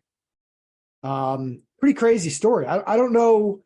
It says mounds of spaghetti and piles of other pastas, including ziti, were seemingly dumped by a stream near Veterans Park in Old Bridge. 500 pounds of pasta. It's like, how did that happen? How did it get there? And somebody people had funny tweets about it. Somebody said, sounds like the work of Rigatoni. And somebody put, he was actually framed. Orzo, I'm told. Lead suspect is a guy named Al Dente. Don't forget about his partner, Linguini. So it says the real pasta dumper has not been found, but what sort of mind would think of putting 500 pounds of, it's not that they took boxes of pasta and poured it in the woods. It's like they cooked the pasta first. That's really weird, man. That's extremely. That is really that's what is going on? I don't. Somebody said they should send the perpetrators to the state penitentiary. Right. Well, you stumped me. So, bon appetit, squirrels and raccoons and all that shit, man. They said it's part of a larger problem. The Old Bird is facing illegal dumping and lack of bulk garbage pickup, but it's the middle of the woods. And how did they get all the pasta there? That's the part. I think it's just some prankster wanted to get in the news. That's my guess. And some prankster wanted to get in the news. And they're like, I'm just going to make a lot of pasta and put it in the middle of the woods. Because otherwise, why are they cooking it first? Because I don't think a restaurant would do that. A restaurant wouldn't risk their reputation to dump all their pasta. It doesn't make any sense. No, and if they had to throw it out because it was maybe expired and the Board of Health said you got to throw it out and they really were going by the book, they would throw it out in their own dumpster uncooked, wouldn't they? That's the part that's like, whoa. It's like, okay, this is weird. Because I had another story for you. Let me know if you know the story. Did you hear the story about the guy who got a wedding gift from his fiance and now wife's ex-boyfriend, and the gift exploded and killed him? Did you hear that story? No. Because that was my original real story that I was going to stump you with. And I'm like, Joe probably heard this on the 11 o'clock news. Some guy sent a gift, and it killed the girl's new husband. They opened up the gift and it killed him. It was an exploding gift. Damn. So that's, I thought for sure you saw that story. So I called him an audible. I changed the story like today. I was like, maybe he didn't see the pasta story yet because it's like a brand new story. Like, did not see it, man. Anyway. That's ridiculous anyway, because it's evil and it's stupid, because who had motive? Well, yeah, the ex-boyfriend is the first person they're going to look for. And the guy's dumb and he's evil. It's just weird. Yeah. Anyway, let's move on to current. Man.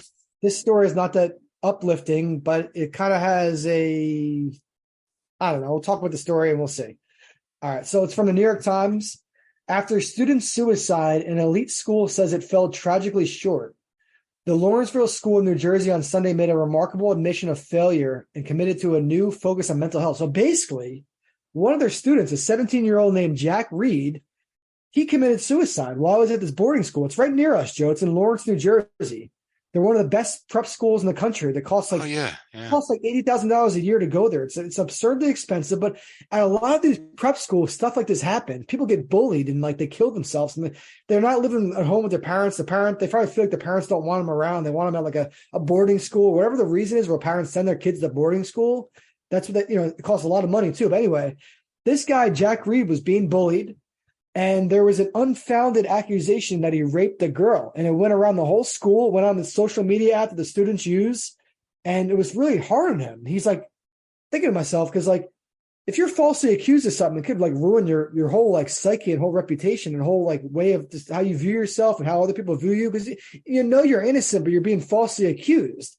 And this guy's a 17-year-old kid at a boarding school. He's kind of a new student. He came from the city. His parents put him in the school in Lawrenceville. And the school never took responsibility publicly about they investigated it, right? They interviewed 45 students, faculty members, and they had a detailed report. And they reviewed emails from more than 100 students and school personnel and Jack's personal emails, phone records, text messages. And it proved that he's innocent. He's not a rapist. He did nothing wrong, but the school didn't do anything about it. They didn't publicly denounce the rumors. The school never claimed that it was bogus. They never, they expelled the student who was involved in spreading the rumors, but the student was expelled for like an unrelated violation of school rules. But anyway, they never told Jack or his family or anyone else that their investigation of these false rape claims concluded that the rumors involving sexual assault were utterly false. They didn't make a public or private statement, and they never did anything about it. So Jack had everybody, as far as everyone in the school knew, that this is a potential rapist, and they were making this kid's life a living hell. The school, the family, they unsuccessfully tried to get the comments related to the sexual assault removed from the app. They couldn't do that. And Jack seemed to be doing a little bit better, but then he killed himself. And it was still getting to him, being bullied and being falsely accused of being a rapist. I'll tell you, man, being falsely accused of something sucks, man. It can really take a toll on your health, especially when you're that age. Because I'll give you a story. When I was in fourth grade, someone accused me of stealing some other student's wallet. And basically, the whole class started believing that I stole the kid's wallet. It became a whole thing where I'm like walking around in fourth grade, people thinking I stole a wallet. It took a real toll on me. I'm like, I didn't steal anybody's wallet. Why would I steal someone's wallet? Why would I do this? Like, it was driving me nuts. And then it turned out later that the kid, he lied about the whole story. Like his wallet was never stolen. And then he got expelled from our school anyway for doing something else. So it was kind of like a weird type of situation, but it took a toll on me. I was a fourth grader and I was crying and stuff. They had the whole class. This is how stuff happens when you're in grammar school, word of mouth and people start believing stories. The teacher had me stand in the hallway and they had the whole class, a lot of students in the class come out and say, "We saw Sean steal the wallet." And then I'm crying in the hallway. I'm a fourth grader crying my eyes out. Yeah. I'm like, I didn't steal anybody's wallet. What the hell's going on? I was so upset, dude. You have no idea. Like, it really took a toll on me. But then I got justice. The only justice I got was the teacher one day came up to me and she called me up there. She's like, "Oh, by the way, we found out, you didn't steal the wallet." But she never announced. I don't think she ever announced to the whole class, "Sean didn't steal the wallet." I don't know how it went down, but I was exonerated. But it took a toll on me. And I was a fourth grader, right? Imagine a 17-year-old in a private prep school. You're living with these students. You're not just going to school with them. You're living with them. And they falsely accuse you of a heinous crime like rape and sexual assault. So, it took a toll on him, and he killed himself. They found him. He tucked the Bible in his gym shorts, a note in his pocket directing his parents to go to a Google document explaining his feelings of despair. Inside his dorm room, he took his own life. But the school came out and here's the thing that I'm talking about, how there's some closure, I guess. Not really, though. The Lawrenceville school came out and took responsibility for they could have done more to prevent a suicide. They could have done more. Now they admitted it a year later. But now it's a year, it's too late. The kid killed himself. So when I saw this story, I was like, this is horrible, because I know it's like to be falsely accused of something, and it takes a toll on your mental health, knowing that people think that you did something where you didn't really do it, and it could drive you nuts. So what do you think, man? When you hear a story like this, it's a tragedy, right? But the schools have to do better, because there's laws for public schools. Let me just get to my notes here. Public schools in most states are governed by laws that regulate the investigation and response to behavior considered bullying, and they require instruction aimed at limiting the spread. But private schools and parochial schools have far more autonomy in deciding how to address bullying. So he was bullied so much that he ended his own life. You know what I mean? Yeah. What do you think about this, Joe? Well, I told you before, I worked with kids, adolescents, with behavioral and psychological problems and so forth and so on. And I'm not going to mention any names, but there was one young fella I heard about, like 3 or 4 years after he was in our group home. He went through to another place, a different place, blah, blah, blah. His parents were two physicians. Their parents were two doctors. And for some reason, it didn't look like he was going to follow in their footsteps, or for whatever reason. A lot of his troubles came from not meeting the parents' expectations and him feeling that way and so forth and so on. And long story short, a dude I used to work with, I still talk to Freddie. I still talk to him once a month or so, an old coworker at that same place. And I'm going back 20 years. When this kid was through our group home there. Unfortunately, you can't get them all. You can't reach them all. But he hung himself, and Freddie called me one night and said, "Yeah, you remember such and such?" I said, "Yeah." He says, "Yeah, he hung himself." And oh my God, isn't it again? So just that thought is, it's tough for me, for any kid. There was another story, I think about a year ago, Sean, somewhere here in Jersey, up your way maybe, but there was a little girl that took her own life because she was getting abused, like, online. And also, girls can be really wicked. I mean, teenage girls can be wicked to one another. There was videotape of another girl swatting her in the hallway of the school, like just swatting her for no reason, just because she didn't like her. Just walked up to her and just wham. And she's like, and it seems like the cuter the girl, or skinnier the girl, or more popular the girl, the more the ones that aren't hate on them. And I mean, I'm not just talking about hate, like, cutting them up and saying things. I'm talking about real hate. And it's a shame.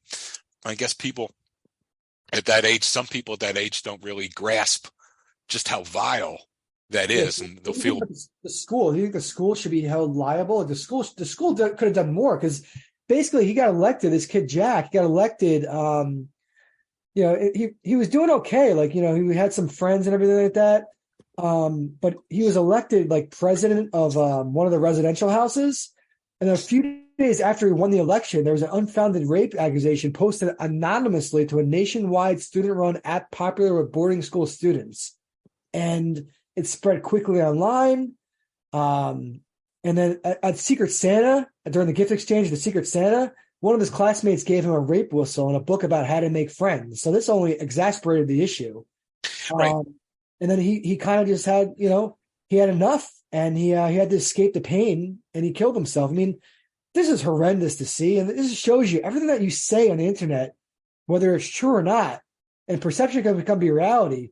And he's in an echo chamber at this small school with under 1,000 students, and he's walking around. People think that he raped a girl. It's like, that's got to take a toll on you, man.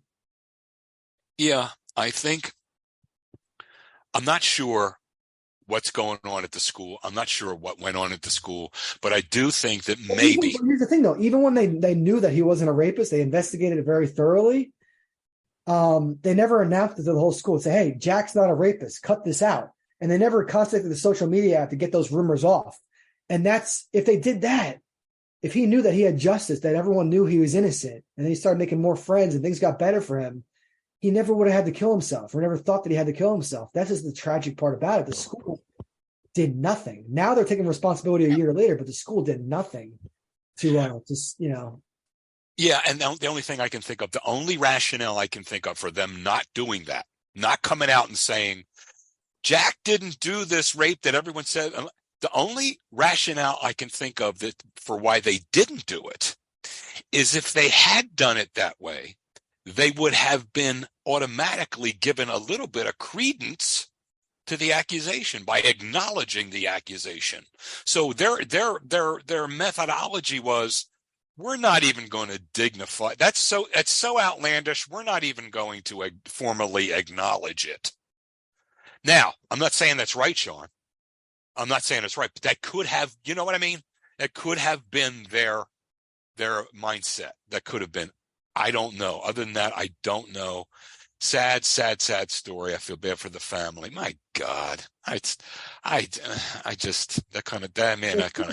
thing that happened right before he killed himself is one of the students who was involved in spreading the rumors and being really nasty to him and being a big bully, and this student got expelled, and all the students started blaming Jack for this because he was a pretty popular student. They started blaming him for their friend getting expelled, and some of the students made harsh comments about him, and they blamed him for the guy getting expelled. So school administrators did not check on Jack at all, and that night he took his life. So it's like so much more could have been done. You know what I mean? And he also was going to therapy, but he never told his therapist that he was thinking about killing himself. So you never know with people, Oh, if he was going to therapy, there were things going on anyway. And that's the thing I'm not sure of either is what Jack's history was before this too, and what. No, I think he started. I just mean mentally, Sean. If he was already wounded mentally and vulnerable, He went to a school in the Upper East Side of Manhattan. He was a leader. He stood out for his kindness. When he got to Lawrenceville, he said he was happy at first. He made friends in the dean's list, and basically what happened was the rumor of the rape started going around, and that drove him nuts. And when you have a rumor going around like that, it takes quite a toll. Because I don't know if you've ever been falsely accused, but it can really mess you up. Yes, and even if it's not like being accused of a crime or something like that, sometimes it's just being accused of oh wow. Well, wait a minute. He said this, and then he said that. Oh my God! And jump into a conclusion. It's like whoa. That kind of a thing. It's like wait a minute. So sometimes people may think something about you based on A and B, and they'll just that automatically means C. They'll automatically assume, and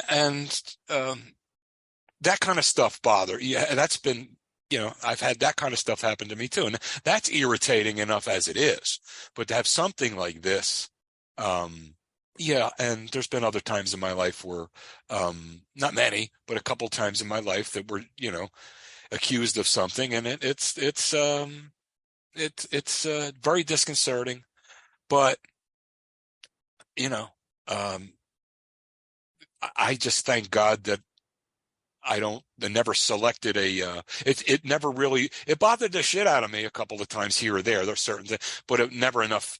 I was always strong enough not to like say, okay, that's it. I'm going to do myself in. But if this poor Jack kid, if this fellow were already a little bit vulnerable and already a little bit imbalanced or whatever, he maybe didn't need a whole lot, Yeah. so that's all. Well, I mean, It's tough. It's just tough, rest in peace, Jack. Happy the school came out and admitted they were wrong, but probably could have prevented it too. So Yeah. anyway, all right, let's move on to sports. All right, so how about those Sixers, man? What is your thoughts? We'll talk about the NFL draft in a second too, but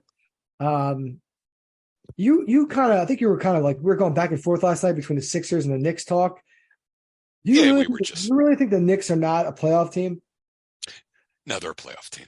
They're a playoff team.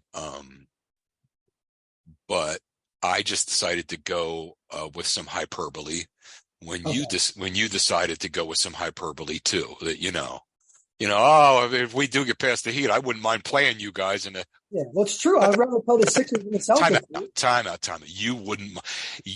You wouldn't. Your team. I can't even.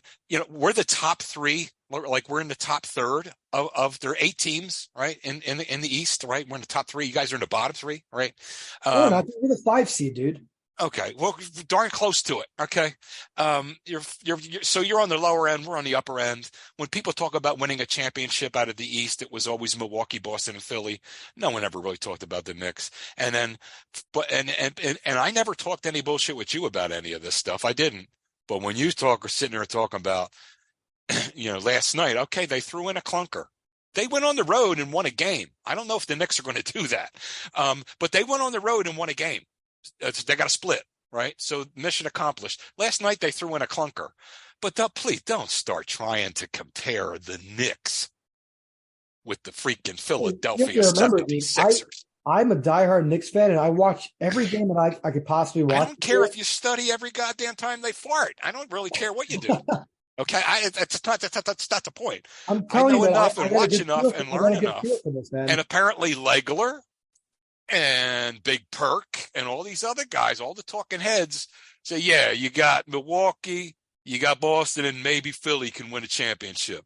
Now, unfortunately for the 76ers, they have run into their kryptonite. They have run into the only team in the National Basketball Association that could stop them from winning a title. The only team. That includes the big joker or whatever his name is out there.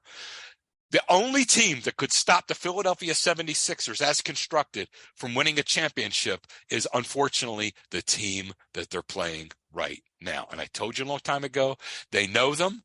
They got their number. They're their kryptonite. They match up well against them. And they're the only team in the National Basketball Association that can stop the Sixers.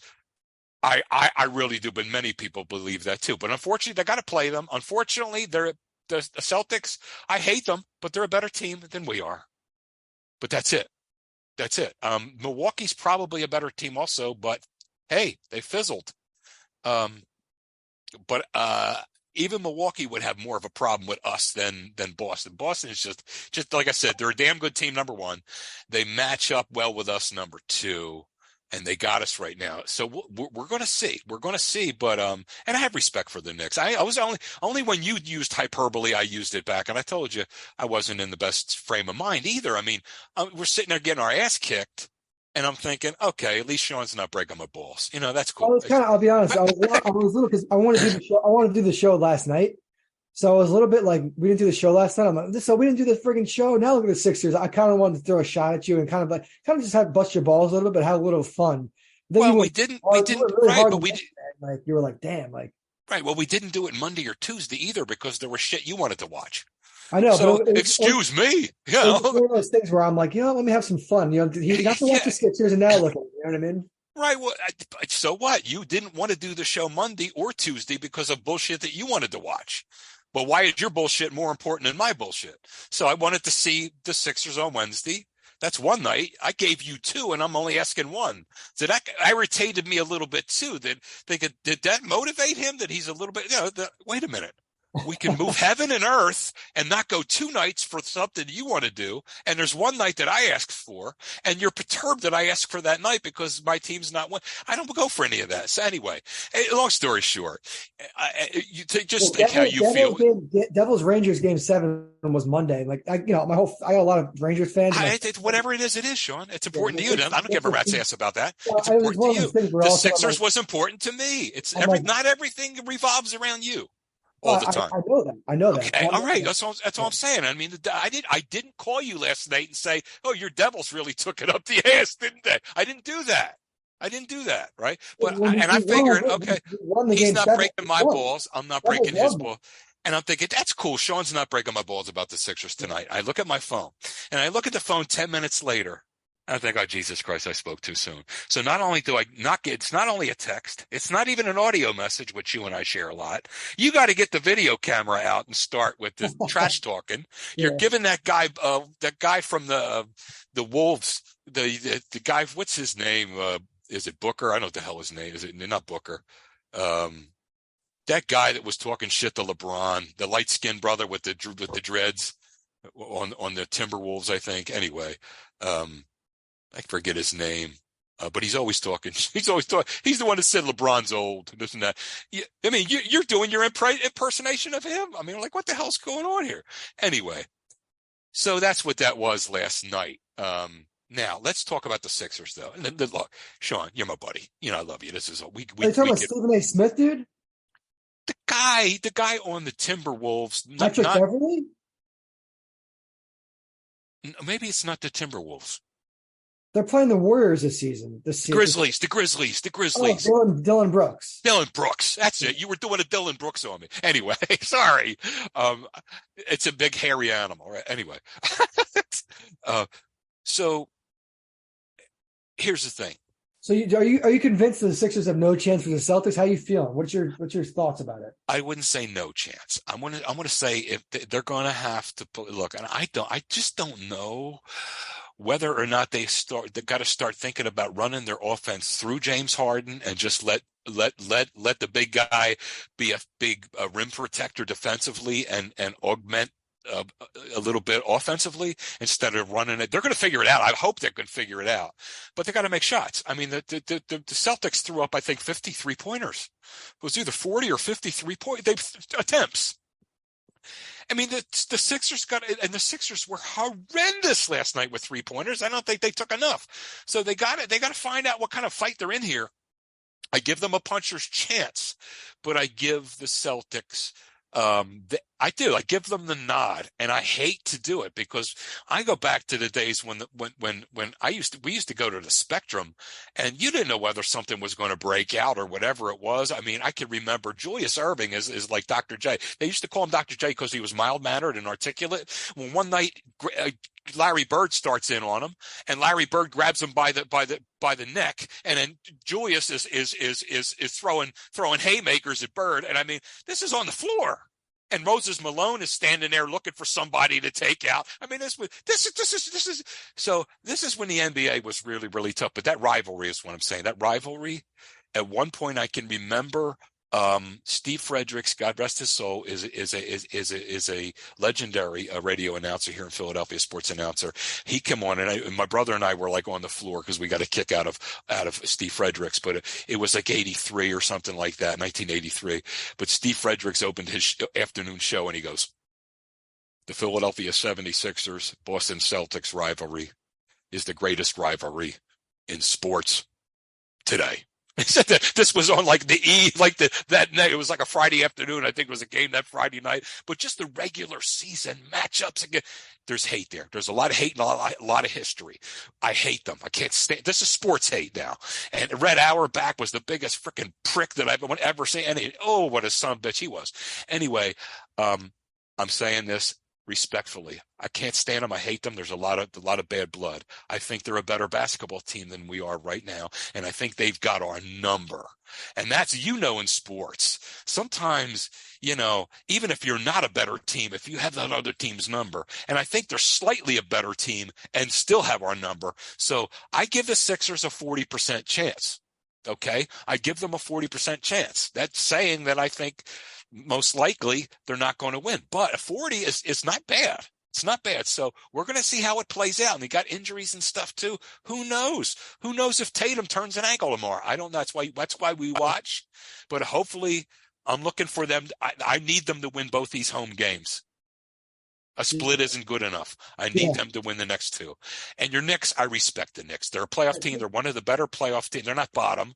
They're one of the better playoff teams. They're up and coming. I know they have two players, Randall, and they have your boy Brunson, two damn good basketball players. And then I think they have a lot of guys that I don't really know, but that doesn't mean anything. Like you said, they play as a unit. They're very respectable. And for Knicks fans, I'm happy because at least you're getting to see your team in the playoffs. So I'm going to lay off that. But don't start saying, "Whoa!" Don't start poking the bear and start, don't get too happy. That's all. That's all I'm saying. I think the Knicks are going to beat the Heat in 6 games. Right now, it's 1-1. Jimmy Butler is a little banged up, but he's coming back for Game 3, I think. Mm-hmm. I took off from work on Saturday just to watch the game. I'm very excited for that. It's a key game. Game 3 is important. It's the first game of Miami. If we win Game 3, then we're up 2-1. The path to winning 6 is still there for us. If we lose, then we got to win 3 straight, and that means that's going to be really tough. So if we lose Saturday, I think we win in 7. If we win Saturday, I think we win in 6. I wouldn't be surprised if we won in 5. But the Heat are a very formidable team. Jimmy Butler is he takes his game to a different level in the playoffs. He's a different playoff. God, I wish. Sean, not to interrupt you, but if we'd have kept Jimmy Butler a couple of years ago and got rid of that jerk-off that was here, and that's what he is. He gets paid millions of dollars to sit on the bench, and he won't develop an outside shot because I don't need to develop an outside shot. I'm an all-star. Yeah. Like you jerk off. I can't stand Ben Simmons anyway. Yeah. But if they kept Jimmy Butler, we'd have had a trophy already. But go ahead. Yeah, so Butler's he's good. He makes the players around him better. Even the role players on their team, like Gabe Vincent, he's playing really good. They got some shooters. They're missing Tyler. We have no excuse. They're missing Tyler Hero. He's out the whole round. And then Jimmy Butler's a little banged up. And Oladipo. They're missing Oladipo too. Oladipo's a small part. I mean, he's been banged up for years. Oladipo is a hell of a good basketball player, what an addition to that Miami Heat team. That's a big loss. He was a good player, but he's kind of washed up now. He's been injured so many times. He's always hurt. He had a couple good years. In the beginning of his career, he had a couple good years. But anyway. What if I were to tell you right now, you know what? You can get a vote. Would you like to add one player to the next Victor Oladipo down the stretch? What would you say? I don't know. I don't think we need him. I don't think we need him. I'd rather have Josh Hart than Oladipo. It's not even close. Well, Josh Hart's a good player. He is actually. Yeah, he is a good player as well. That's the third guy. I actually know 3 guys on the Knicks. Okay. Let's talk about before we wrap up the show here. Let's talk quickly about the Eagles draft. What would you give the Eagles a draft grade? What's the grade for you? A plus?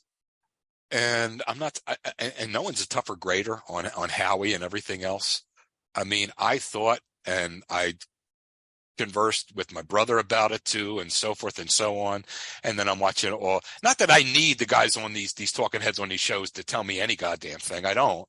But I thought they knocked it out of the park. I'm like, is this really happening? They get the number 1 player in the draft. They explained quickly the Jalen Carter, who's supposed to be a top 3 pick. The reason he wasn't picked in the top 3 is because he was street racing and someone involved in the same street race as him died. Is that what happened? Yeah. Now, bear in mind, these kids are 19, 20 years old. I don't want everyone to know what I did at 19, 20. Okay. And all they were doing, they were out one night. They weren't even on any drinking or anything like that. They were young kids with fast cars, and it was late at night, and they were racing. They were teammates. They were racing, having fun. And the kid driving the other car had problems, and he went off the road, and the car turned over a couple, 3, 4, 5 times, and he and someone else in the car with him were killed. And that's going to haunt this Carter kid for the rest of his life, I'm sure. But he didn't run the kid off the road.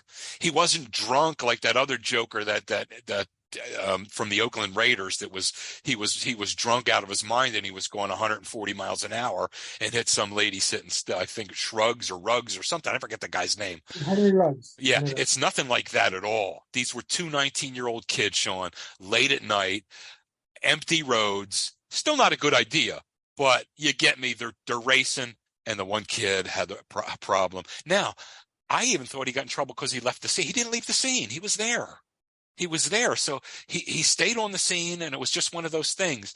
I'm sure it's going to haunt him for the rest of his life. Although it wasn't really his fault, it'll still be with him.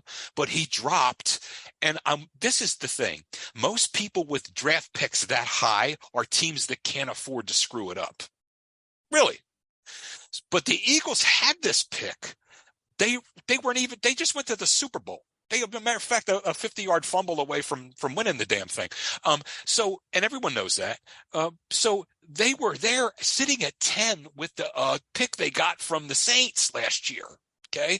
So they had just gone to the Super Bowl and they're sitting there. They're not going to be up here again. And they figure this is a pick we really can afford to gamble with because it wasn't ours to begin with. So they said they did a lot of their homework on this kid now too. Howie and these guys, they did a lot of homework on this kid and they were satisfied. And if they were satisfied, I was satisfied. And the more I find out about this, now, not only is it smart because they can afford to gamble, he was not only the best defensive lineman in the draft, he was considered to be the best player in this draft. Okay, so they pick him up. They pick him up and they bring him into, which a lot of other teams don't have this, what I'm about to tell you either. A lot of other teams this kid could have gone to are terrible teams with poor leadership. Not this ball club. This ball club is a good team, one of the best, if not the best in the league. And they have great, and I'm not saying that to be a jackass. I'm just saying, and they have formidable leadership on this team. You got guys like Fletcher Cox and Brandon Graham, and they're going, hey, come here, kid. This is the way we do things here in the Ill-Adel. Okay, this is how we do it. All right, and he's got teammates from Georgia that also he's going to be lined up against a kid so there's a lot of support here for him to make sure he doesn't go astray. So they get him, and Shawnee. So for all those reasons, and I'm telling you, I hear comparisons to Warren Sapp. I heard someone the other day. I had to drop what I was doing, but I heard someone the other day. One of the local guys says, and this guy lives and breathes Eagles. He says he thinks he's like another Jerome Brown. That's unbelievable. That's like unconscionable, but it's anything like Jerome Brown, I'll take. So they got him. Wait, who's Jerome Brown? Jerome Brown? Oh, you don't know football. Oh, you don't know football then. That was before you were Jerome Brown. You don't know who Jerome Brown is? Jerome Brown. I'm looking him up right now. I know football pretty damn well. Yeah, you know why? Well, you don't. Well, because you were born 86. Jerome Brown was. Yeah, he must have been. It looks like he was born in 1965. So right, Jerome was here about when you were 2 years old. Okay, so because he was an Eagle. And that's he was a Miami Hurricane under Jimmy Johnson. Yeah, but he was an Eagle though. He played for the Eagles, right? He played for the Eagles, and he was. Of course, you know him. Well, everybody in football knows who Jerome Brown was. I mean, he's like it's like. Well, I'm gonna say he was a Pro Bowler, and then he had a tragic death. He's a legend. He's a legendary. I mean, one of the best defensive linemen ever to snap on a helmet. I mean, everyone knows. I mean, everyone. I find it hard to believe. I think sometimes you like to toy. No, I think sometimes you like to toy along with me. And who is he? I don't know. I never heard of him. I can text any of my. I don't know. I never. Reggie, is it White? Is it? I know Reggie. Dude, Reggie White. Reggie White's an okay. Well, Reggie White and Jerome Brown played on the same defensive line, and you could play the role like you don't know who he was. I don't know. But I know you know who he was because I know you know football. So that's that. So they got the best player in the draft. Let me talk. Go ahead, talk. You did the same thing to me with Devonta Smith. I made a very innocuous comment. I'm like, Devonta Smith, like he's that good, and you were like shocked. You thought I was messing with you. I had no clue that he was having a great year. I still don't think. I swear to you. And Jerome Brown, I could text any of my because I was born in 1986, dude. I wasn't born in the 60s, so I could text any of my friends right now, and probably no one knows who Jerome Brown is, dude. I would find that really hard to believe because you know why, Sean? If he was a Hall of Famer, I probably know exactly who he was, but he died early, dude. He had a tragic career, so.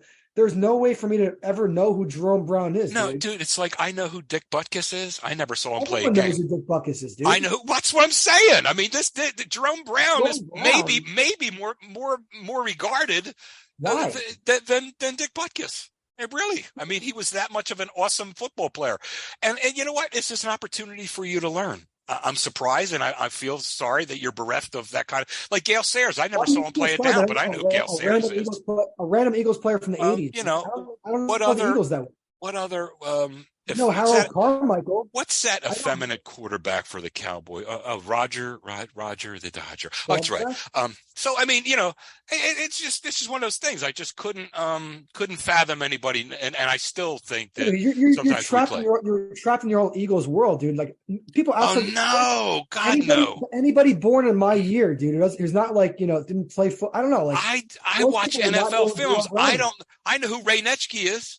A lot of people know who he is, dude. He's well known. Right. So is Jerome Brown. Jerome Brown was he in the league for like 4 years. He was a dominating football player for one of the best defensive lines ever to walk on planet Earth. Really. So I mean, I don't know what. No, I mean it's not. Then I guess I'm trapped in my own Green Bay Packer world because I know who great Ray Nitschke is. Okay. I'm not going to let you do that to Jerome Brown, cuz. Not going to let you do that to Jerome Brown, cuz. I'm not going to let you play your little game, because I know you like to play that little game. I swear to you, dude. I don't play any game. It doesn't matter. It doesn't matter. So I like the Eagles draft. Stop talking over me. I like the Eagles draft. I like the Eagles draft. They had a good draft. Yeah, but dude, you're acting like Jerome Brown should be well known. What's the next on your question? I like the Eagles draft. It's good. Well, nothing real. I'll let you pretend all you want to pretend. Go ahead. So the Eagles draft was excellent. They get an A++. Listen, we're on a live podcast here, so I'm not going to give you my true feelings. I don't give a goddamn if you do or not. I'm very irritated that you think that I should know who Jerome Brown is, and I'm bereft of football knowledge. I know you do. I know you do, because you have not been living in a cocoon. You watch NFL films, and you have respect for greatness, and everybody in the football world knows that. Who Jerome Brown was. Yeah, that's like me saying, I don't know, man. Ray Nitschke played before I was even born. Is it Nitschke? What did he play? You're missing a key fact here. The guy had his career cut short by a tragedy. He never became what he was supposed to become. Oh, his career was cut short. His life was cut short. But during his 4 or 5 years that he was playing, he was unstoppable, unbelievable. Dude, Jimmy Johnson had him at the University of Miami, and he was dying to draft him. He was trying to get him, and he couldn't. So I mean that's that. So A++ for the draft, A++ for the Eagles draft, and they're hands down. I'll say it now. They're hands down the odds-on favorite to win the East, probably the conference. So, and if they get back there, if they play poorly and fumble the ball away and get a horrible call at the end, they'll lose again. But if it goes according to like it should, if the best team is going to win, it'll most likely be them. But I don't know. It's hard to get back. Things happen. There's injuries too that happen. So, but right now, ain't nobody in our division really even close. And I don't see anyone in the conference except for you talk about Philadelphia, San Francisco maybe, but they still don't have a quarterback.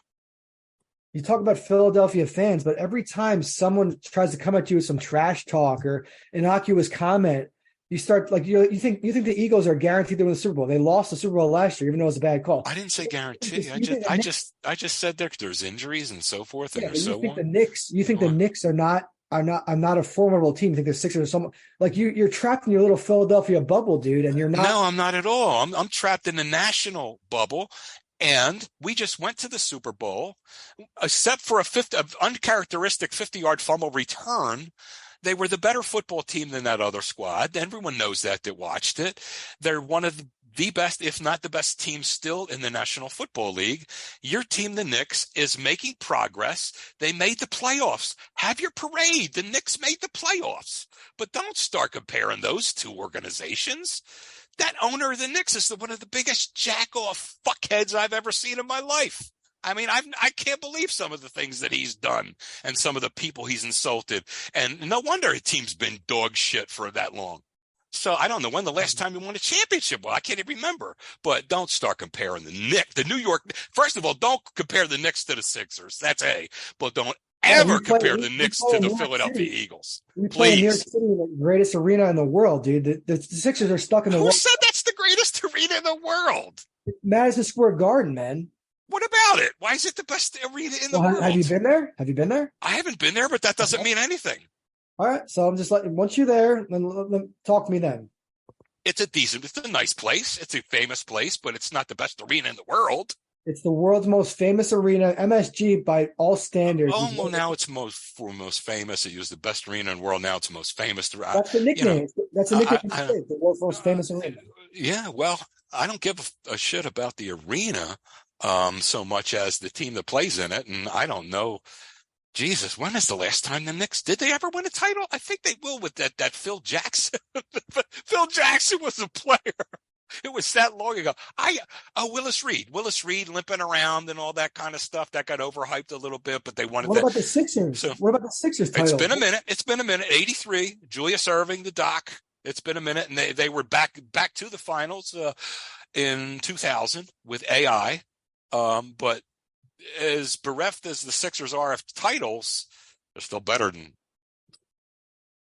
They're still better than the Knicks, and that's the only thing I was trying to tell you. You started with your bullshit trash talk last night. That's how that started. I wasn't going to do anything or say anything.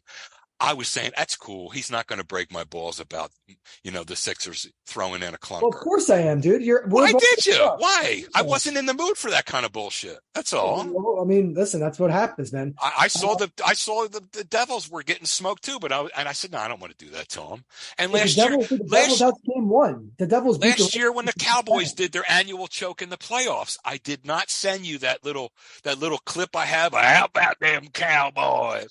I didn't send it last year. I sent it the first year that you and I were hanging out. I sent it the year before, and I didn't send it last year. And rest assured, next year when they go belly up again, I'm not going to send it because I'm thinking right around that time is maybe it's a little too much, too funny, too soon.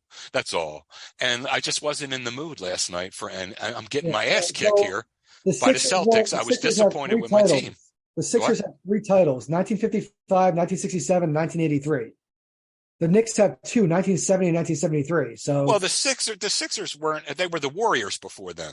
So, how many did the Warriors have? That goes. You can't. So the Sixers weren't the Sixers until a certain year. You have no basis. I do have a basis. You have the Philadelphia 76ers and the New York Knicks. And when's the last time you won a title? Dude, we haven't won since the 70s. Well, knock it. Just it's over. You guys haven't won since the 80s, dude. It's 83. So you haven't won it since the 70s. It's over. And anyone that knows their anything about basketball will tell you which one of these organizations is laughable. And it's the Knicks from the ownership on down. Look at the Sixers, dude. They trusted the process. You ate a pimple on the Sixers' ass. All they got was Joel. Not a pimple on the Sixers' ass. I don't know, man. So. Anyway, good talking sports. What you cuz? Well, What's next? I still have a lot to say, dude. The Cowboys draft we didn't even talk about. Well, you might have a lot to say. Go ahead. Okay. I don't have all night, but go ahead. All right. Well, all right. So the Cowboys drafted Mazi Smith in the first round. I wasn't sure about that pick. I don't know. It was one of those things where I saw it. I was like, we drafted Taco Charlton a couple of years ago, and look how that worked out. So I'm kind of being harsh on him because he went to the same school as Taco Charlton, but who knows? Apparently Micah Parsons really likes him, so he could fill up the gaps for us on the defensive end, figure it out. We needed a tight end because we don't have Schultz anymore. We drafted Luke Schoonmaker from Michigan, also from Michigan. I didn't realize both those guys are from Michigan. I didn't realize Schoonmaker was from Michigan, but we could have got another tight end in the first round. We drafted Smith instead. And also right before us, a team traded up right in front of us to take the tight end that we wanted. So they kind of got in front of us and took our player. So I feel like we scrambled and we took Mazi Smith, but whatever. One of the heartwarming stories about the draft that I saw was Deuce Vaughn. His dad is a scout for the Cowboys. The Cowboys drafted him with a compensatory pick, number 212 in the 6th round. Yeah. Coming back for Kansas State, but his dad called him and announced a draft pick to him. He's like, "Hey, son, do you want to come to work with me next week?" He's like, "I sure do." Something like that. And next thing you know, he knows he plays for the Cowboys. I thought it was a heartwarming moment. Hopefully there wasn't a lot of nepotism involved. But he looks like he had good stats in college. He's fully 5'5", so he could kind of be like a Darren Sproles, but we had to replace Zeke Elliott. We have Tony Pollard, but we needed to replace Zeke. So anyway, But the Cowboys draft was okay. We'll see what happens. I mean, not crazy about it. There's not players that are, I don't watch a ton of college football, but we'll figure out what we got. We'll see what happens in the offseason, training camp, preseason. We'll see if we got anything. But I thought the Eagles did have a good draft. They kind of just threw character issues out the window. I understand you explained the story about, Jalen Carter and saying there were no character issues to throw out the window. There were no. But the fact that there were no character issues. They checked it out. But go ahead. He's a top 3 pick. Why didn't he go in the top 3 then? He didn't go in the top 3 because the teams that were able to pick him there are weak teams that can't afford to take a chance, on something that happened, but it's not a character issue. And you want to talk throwing character issues, that Cowboy team they were famous for that, believe it. So, please, because I'm not going to let you sit here and talk about the character of this Carter kid. They did their homework and realized that there were no character issues to be afraid of, so they drafted him. All right. They didn't take any character issues and push them aside. They investigated him and realized and came to the conclusion that there are no character issues with this young man, and it was an unfortunate incident. So just be careful how you phrase things, because you could sound a little bit like an antagonistic, So go ahead. Well, that's literally what I've been hearing all over TV and everything that I've read. That this guy was a top 3 pick, except that he has character. No, I don't know who you're listening to, but no one. I've watched all the sports shows. Nobody said that he has character issues. When the car accident happened, did he drive away from the scene? Okay. You know what? All I got to say is they did their homework. There are no character issues, and for you to sit here and try to, and I know what you're doing. So I know you're just angry that the Cowboys kind of botched the draft. The Eagles took everybody to school, got the best player in the draft, and they got 3-4 blue chippers, and they're already the best team, and it's eating you alive. And you got the one pick as a good. I'm not like a Philadelphia fan like that. It's not. And the guy you got from Michigan, the defensive lineman, is a good player. Nazi, he's going to be a good player. He's a good fire plug. The other guy I don't know anything about, but it's smart that you tried to replace, because you just lost that tight end that you had. I think was it Schultz? Right? It's Schultz. Yeah. You lost him, and you don't have a bell cow. Because I like Pollard, catching the ball out of the backfield, and I like his jukes, but he's not a bell cow. And I don't think this kid that they brought in is going to be either. Like you said, to replace Zeke, I don't think he's not, but we'll see. I mean, so I don't know in that regard what they're going to do. As an Eagle fan, I want to see them go with Pollard all game long, because that's too much for him. I mean, he's a good player. He's a damn good player. But he's not a bell cow. And I'd like to see them try to make him one. That would be easier on us, but, we'll see what the hell happens. But all in all, good draft for Dallas, and I like that moment. Certainly, who doesn't like that moment that he brought his son in, and they aside from the clarification they had to do to ascertain the fact that Jalen Carter is a pretty good dude. He doesn't have issues that they have to worry about. Aside from him, there were no other red flags anywhere, right? And they got some damn good football players. I'm not saying Jalen Carter is a phenomenal talent, but my thing is Todd McShay and people like him on TV were saying he has character issues. And then I just know that there was a car accident, and I know that he's a top 3 talent. And you're telling me that other teams, they can't take risk on players, even though he was the best player available. So clearly he dropped. I'm not trying to condemn the man. He has a whole career ahead of him. He's still very young. It's one of those things where it's the Eagles got very lucky, or other teams just didn't want to deal with whatever headache would be. I don't know. Is there a chance that he could go to jail, or is the case already done? I think I think they resolved it, Sean.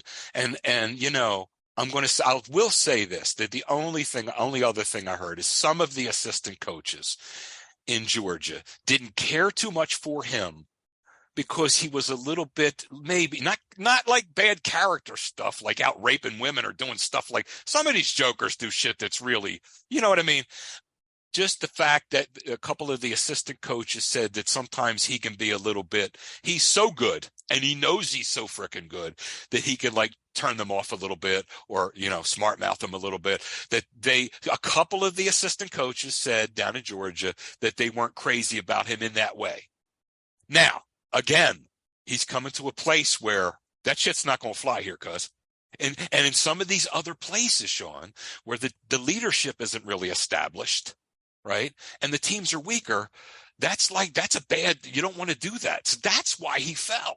And when they fell to number 9, they moved up with the Bears because they didn't even want to wait anymore. So they did that little swap, and at that point they moved up.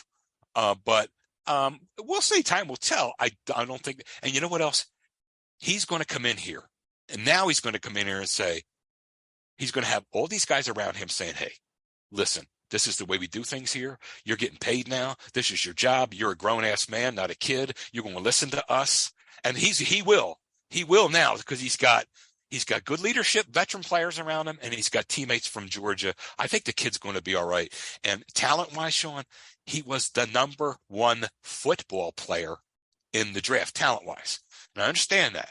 Now that's my point. It's like the guy is so damn good and talented, and then if you're putting two together, if you haven't read about the case, you don't really know the details. You hear, okay, this guy was arrested for being involved in someone dying, street racing. He falls all the way to, you know what I mean? It's one of those things where it's like, it's not me pushing buttons, it's not me playing games. It's like, why did he fall to number 9? And you try to explain, okay, other teams didn't really want to take a risk. They wanted to make sure it was one of those things, And you could have saved, it could have changed everything. If you would have said in that litany where you said, and the Eagles decided to overlook some character issues, if you would have said the Eagles decided to overlook some perceived character issues or something like that, because some alleged character issues, because the Eagles, listen, it wasn't their pick, but they know how valuable that pick was sitting there, right? And they didn't want to screw it up. They could afford to screw it up, but they still didn't want to. They did their honest to God due diligence on this kid. And it makes a lot of sense, man. I feel much better about this than if they just said, well, he was beating the shit out of his girlfriend, or he was firing a gun off. Like it was another one of these jokers. I think it was the Raiders too. I think it was another Raider. And you get these guys. Oh, he was in the go-go club and he was waving a gun around or something, some shit like that. Any of those things. That to me, now what he did, of course, it breaks my heart that other kid died. But these are two 19-year-old knuckleheads racing car. And listen, if that gets you killed, I should have been dead because I did it. Not very often. I just found that racing I don't really get my rocks off on racing. I mean, it's okay. So I'm going fast. And if anything, it's a little scary, but I did it. And I not only did it, I did it under the influence of some alcohol when I'm 19, 20 years old, if you want to know the truth. And so that's why I said to you earlier, I mean, look, none of us are angels. We've all done. That's why I won't condemn this kid at 19 or 20 years old. He was out racing with a buddy. Okay. And often, you don't know how many nights I think to myself, oh my God, I could have been killed. I could have hit somebody. And I thought, my God, God must have been watching over me. My God, that kind of a thing. So he's 19 or 20 years old and the knucklehead was racing and this happened. Now, you rest assured, if he were under any influence of anything, that would have been brought to the forefront. It was nothing like that. Dude was just racing. Yeah. They were racing and it went wrong. And it's going to bother him down in his heart for his life. But that's they dug and dug for other things and they couldn't find. The only thing they did find is that he can have a little bit of too much swag. Like, oh man, you know, that coach me, man, everything like that. Or I know what. Well, that may work in Georgia, but it ain't going to work in Philly because you're a professional and you're around guys that have been in this league and command your respect. And so it couldn't be a better place for him to come in. That's all. But I think one word in there would have been easier for me to take if you'd have said alleged character issues or perceived character issues. But it triggered you. Like, it's almost like you thought I just made that up on the spot. I was like, no, this was just a common thing that was going. No. That one I knew you didn't make up, but I just wanted, that's why I jumped right in and I said, they decided to disregard some alleged character issues after they did the research. And you know what? This is done. This is getting old. I think the Eagles got a steal. I think he's going to be a good player, possibly even great. Right. I'm not jealous of them at all. I think if I was the GM for the Eagles, Harry Roseman, I'd probably make the same move. So this is not me like trying to antagonize or like judge you guys too harshly. Just simply saying this man fell till 9 because apparently he had character issues, and that's all it is, dude. Nothing personal. You know what I mean? So. Agreed. And sometimes I get a little, and look, you know the shit I have to take as a Philadelphia fan, Sean. Yeah. Something happens. Like if something happened, you and I went to that Yankee game. If something like that happens in Philadelphia, you know, oh, geez, see the freaking Philadelphia fans, all their animals. And that's what I have to put up with. But every fan base has their share of absolute jackass idiots. Every fan base, right? It's only when ours act out that, you know, ESPN wants to do a 30-30 on it. Yeah. Oh, they booed Santa Claus. They booed some drunken fake Santa Claus. He was drunk and he was in a green Santa Claus outfit and he came up and showed up drunk. That's why they booed him. Okay. Yeah, that's why they booed him. Because in front of kids and everything else, he shows up sloppy drunk in a green and he was doing all kind of weird, you know, like, you know, antagonistic weird shit too. So it wasn't, you know, come on, booing Santa Claus is that, and really, so we're booing a fictitious character is egregious. I mean, what? It's like booing the Michelin Man. They booed the Michelin Man. So they booed somebody who doesn't even exist. I mean, knock this shit off. But you know what I'm talking about. Philly has to take a lot of stuff. So therefore, I guess I'm a little bit hypersensitive. That's all. A little bit hypersensitive to certain things. And dude, I was minding my own business last night.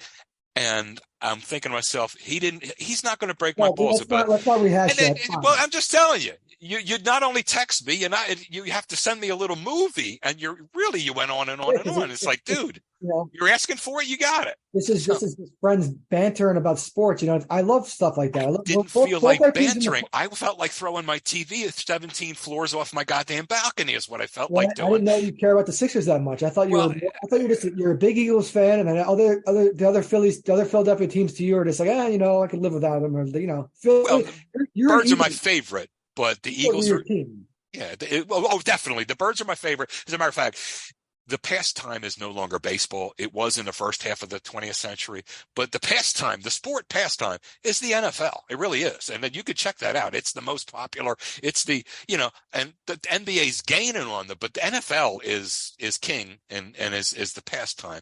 Birds are my favorite. But I still like the other teams. I mean, you know, if the Phillies lose a World Series game, you know, I'm not in the mood to play around like maybe the next day or something, but not like because it does. You know yourself. If you lose big games like that, and you're irritated already. You know, I was just thinking like you got the fact that you guys won game 1. You know, it wasn't like I'm just like, I'm not stopping on your grave. It's like you guys got a fair shot to win the series. You have Embiid back now. You know what I mean? It's like I was just having some fun, tongue in cheek type of stuff, and you know, it was a little bit, you know. I just didn't expect you to get so angry about it and go at the Knicks like that. I was like, damn, dude. Because wow. It was still going on and the game wasn't even over. And I'm, you know what it feels like when you get trounced. Yeah. And it's like I was. If that was Villanova, you came in because you made right. There you go. Earlier this year, you made a comment about Villanova. You're like, what is that? What's the V's? What are the V's for? And things like that. You were really just went in on Villanova. And I was like, I wanted to kill you, man. I was like, like, damn, dude, this guy. That was one night. Yeah. And I apologize to you. Yeah. I apologize to you for that. I did. Because you came back with some heavy shit too, you know. But yeah. I called you about, I did. I left you a voice thing about an hour later. Because we both went at it and I said, hey, forget what I said. You know I love Villanova. I'm from Philly. I like Villanova. I was just trying to get at you. And the shit you said to me about this or that or whatever, don't worry about it. Let's just move forward. We're buddies. This shit happens once in a while. And we did. We moved forward. That's all, like we're going to do tonight. And tonight wasn't even bad. Okay. It was passionate, bro. And that's what sports are. So anyway, I respect the Knicks. I do. All right. So by the time the show comes back, the NBA playoffs will have concluded.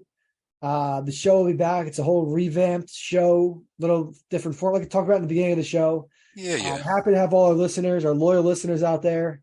We're not going anywhere. We're taking a little break, little respite. Anyway, that's season 1. Joe, the floor is yours. It's something unpredictable, but in the end, it's right. I hope you had the time of your life. Peace. Take care, everyone.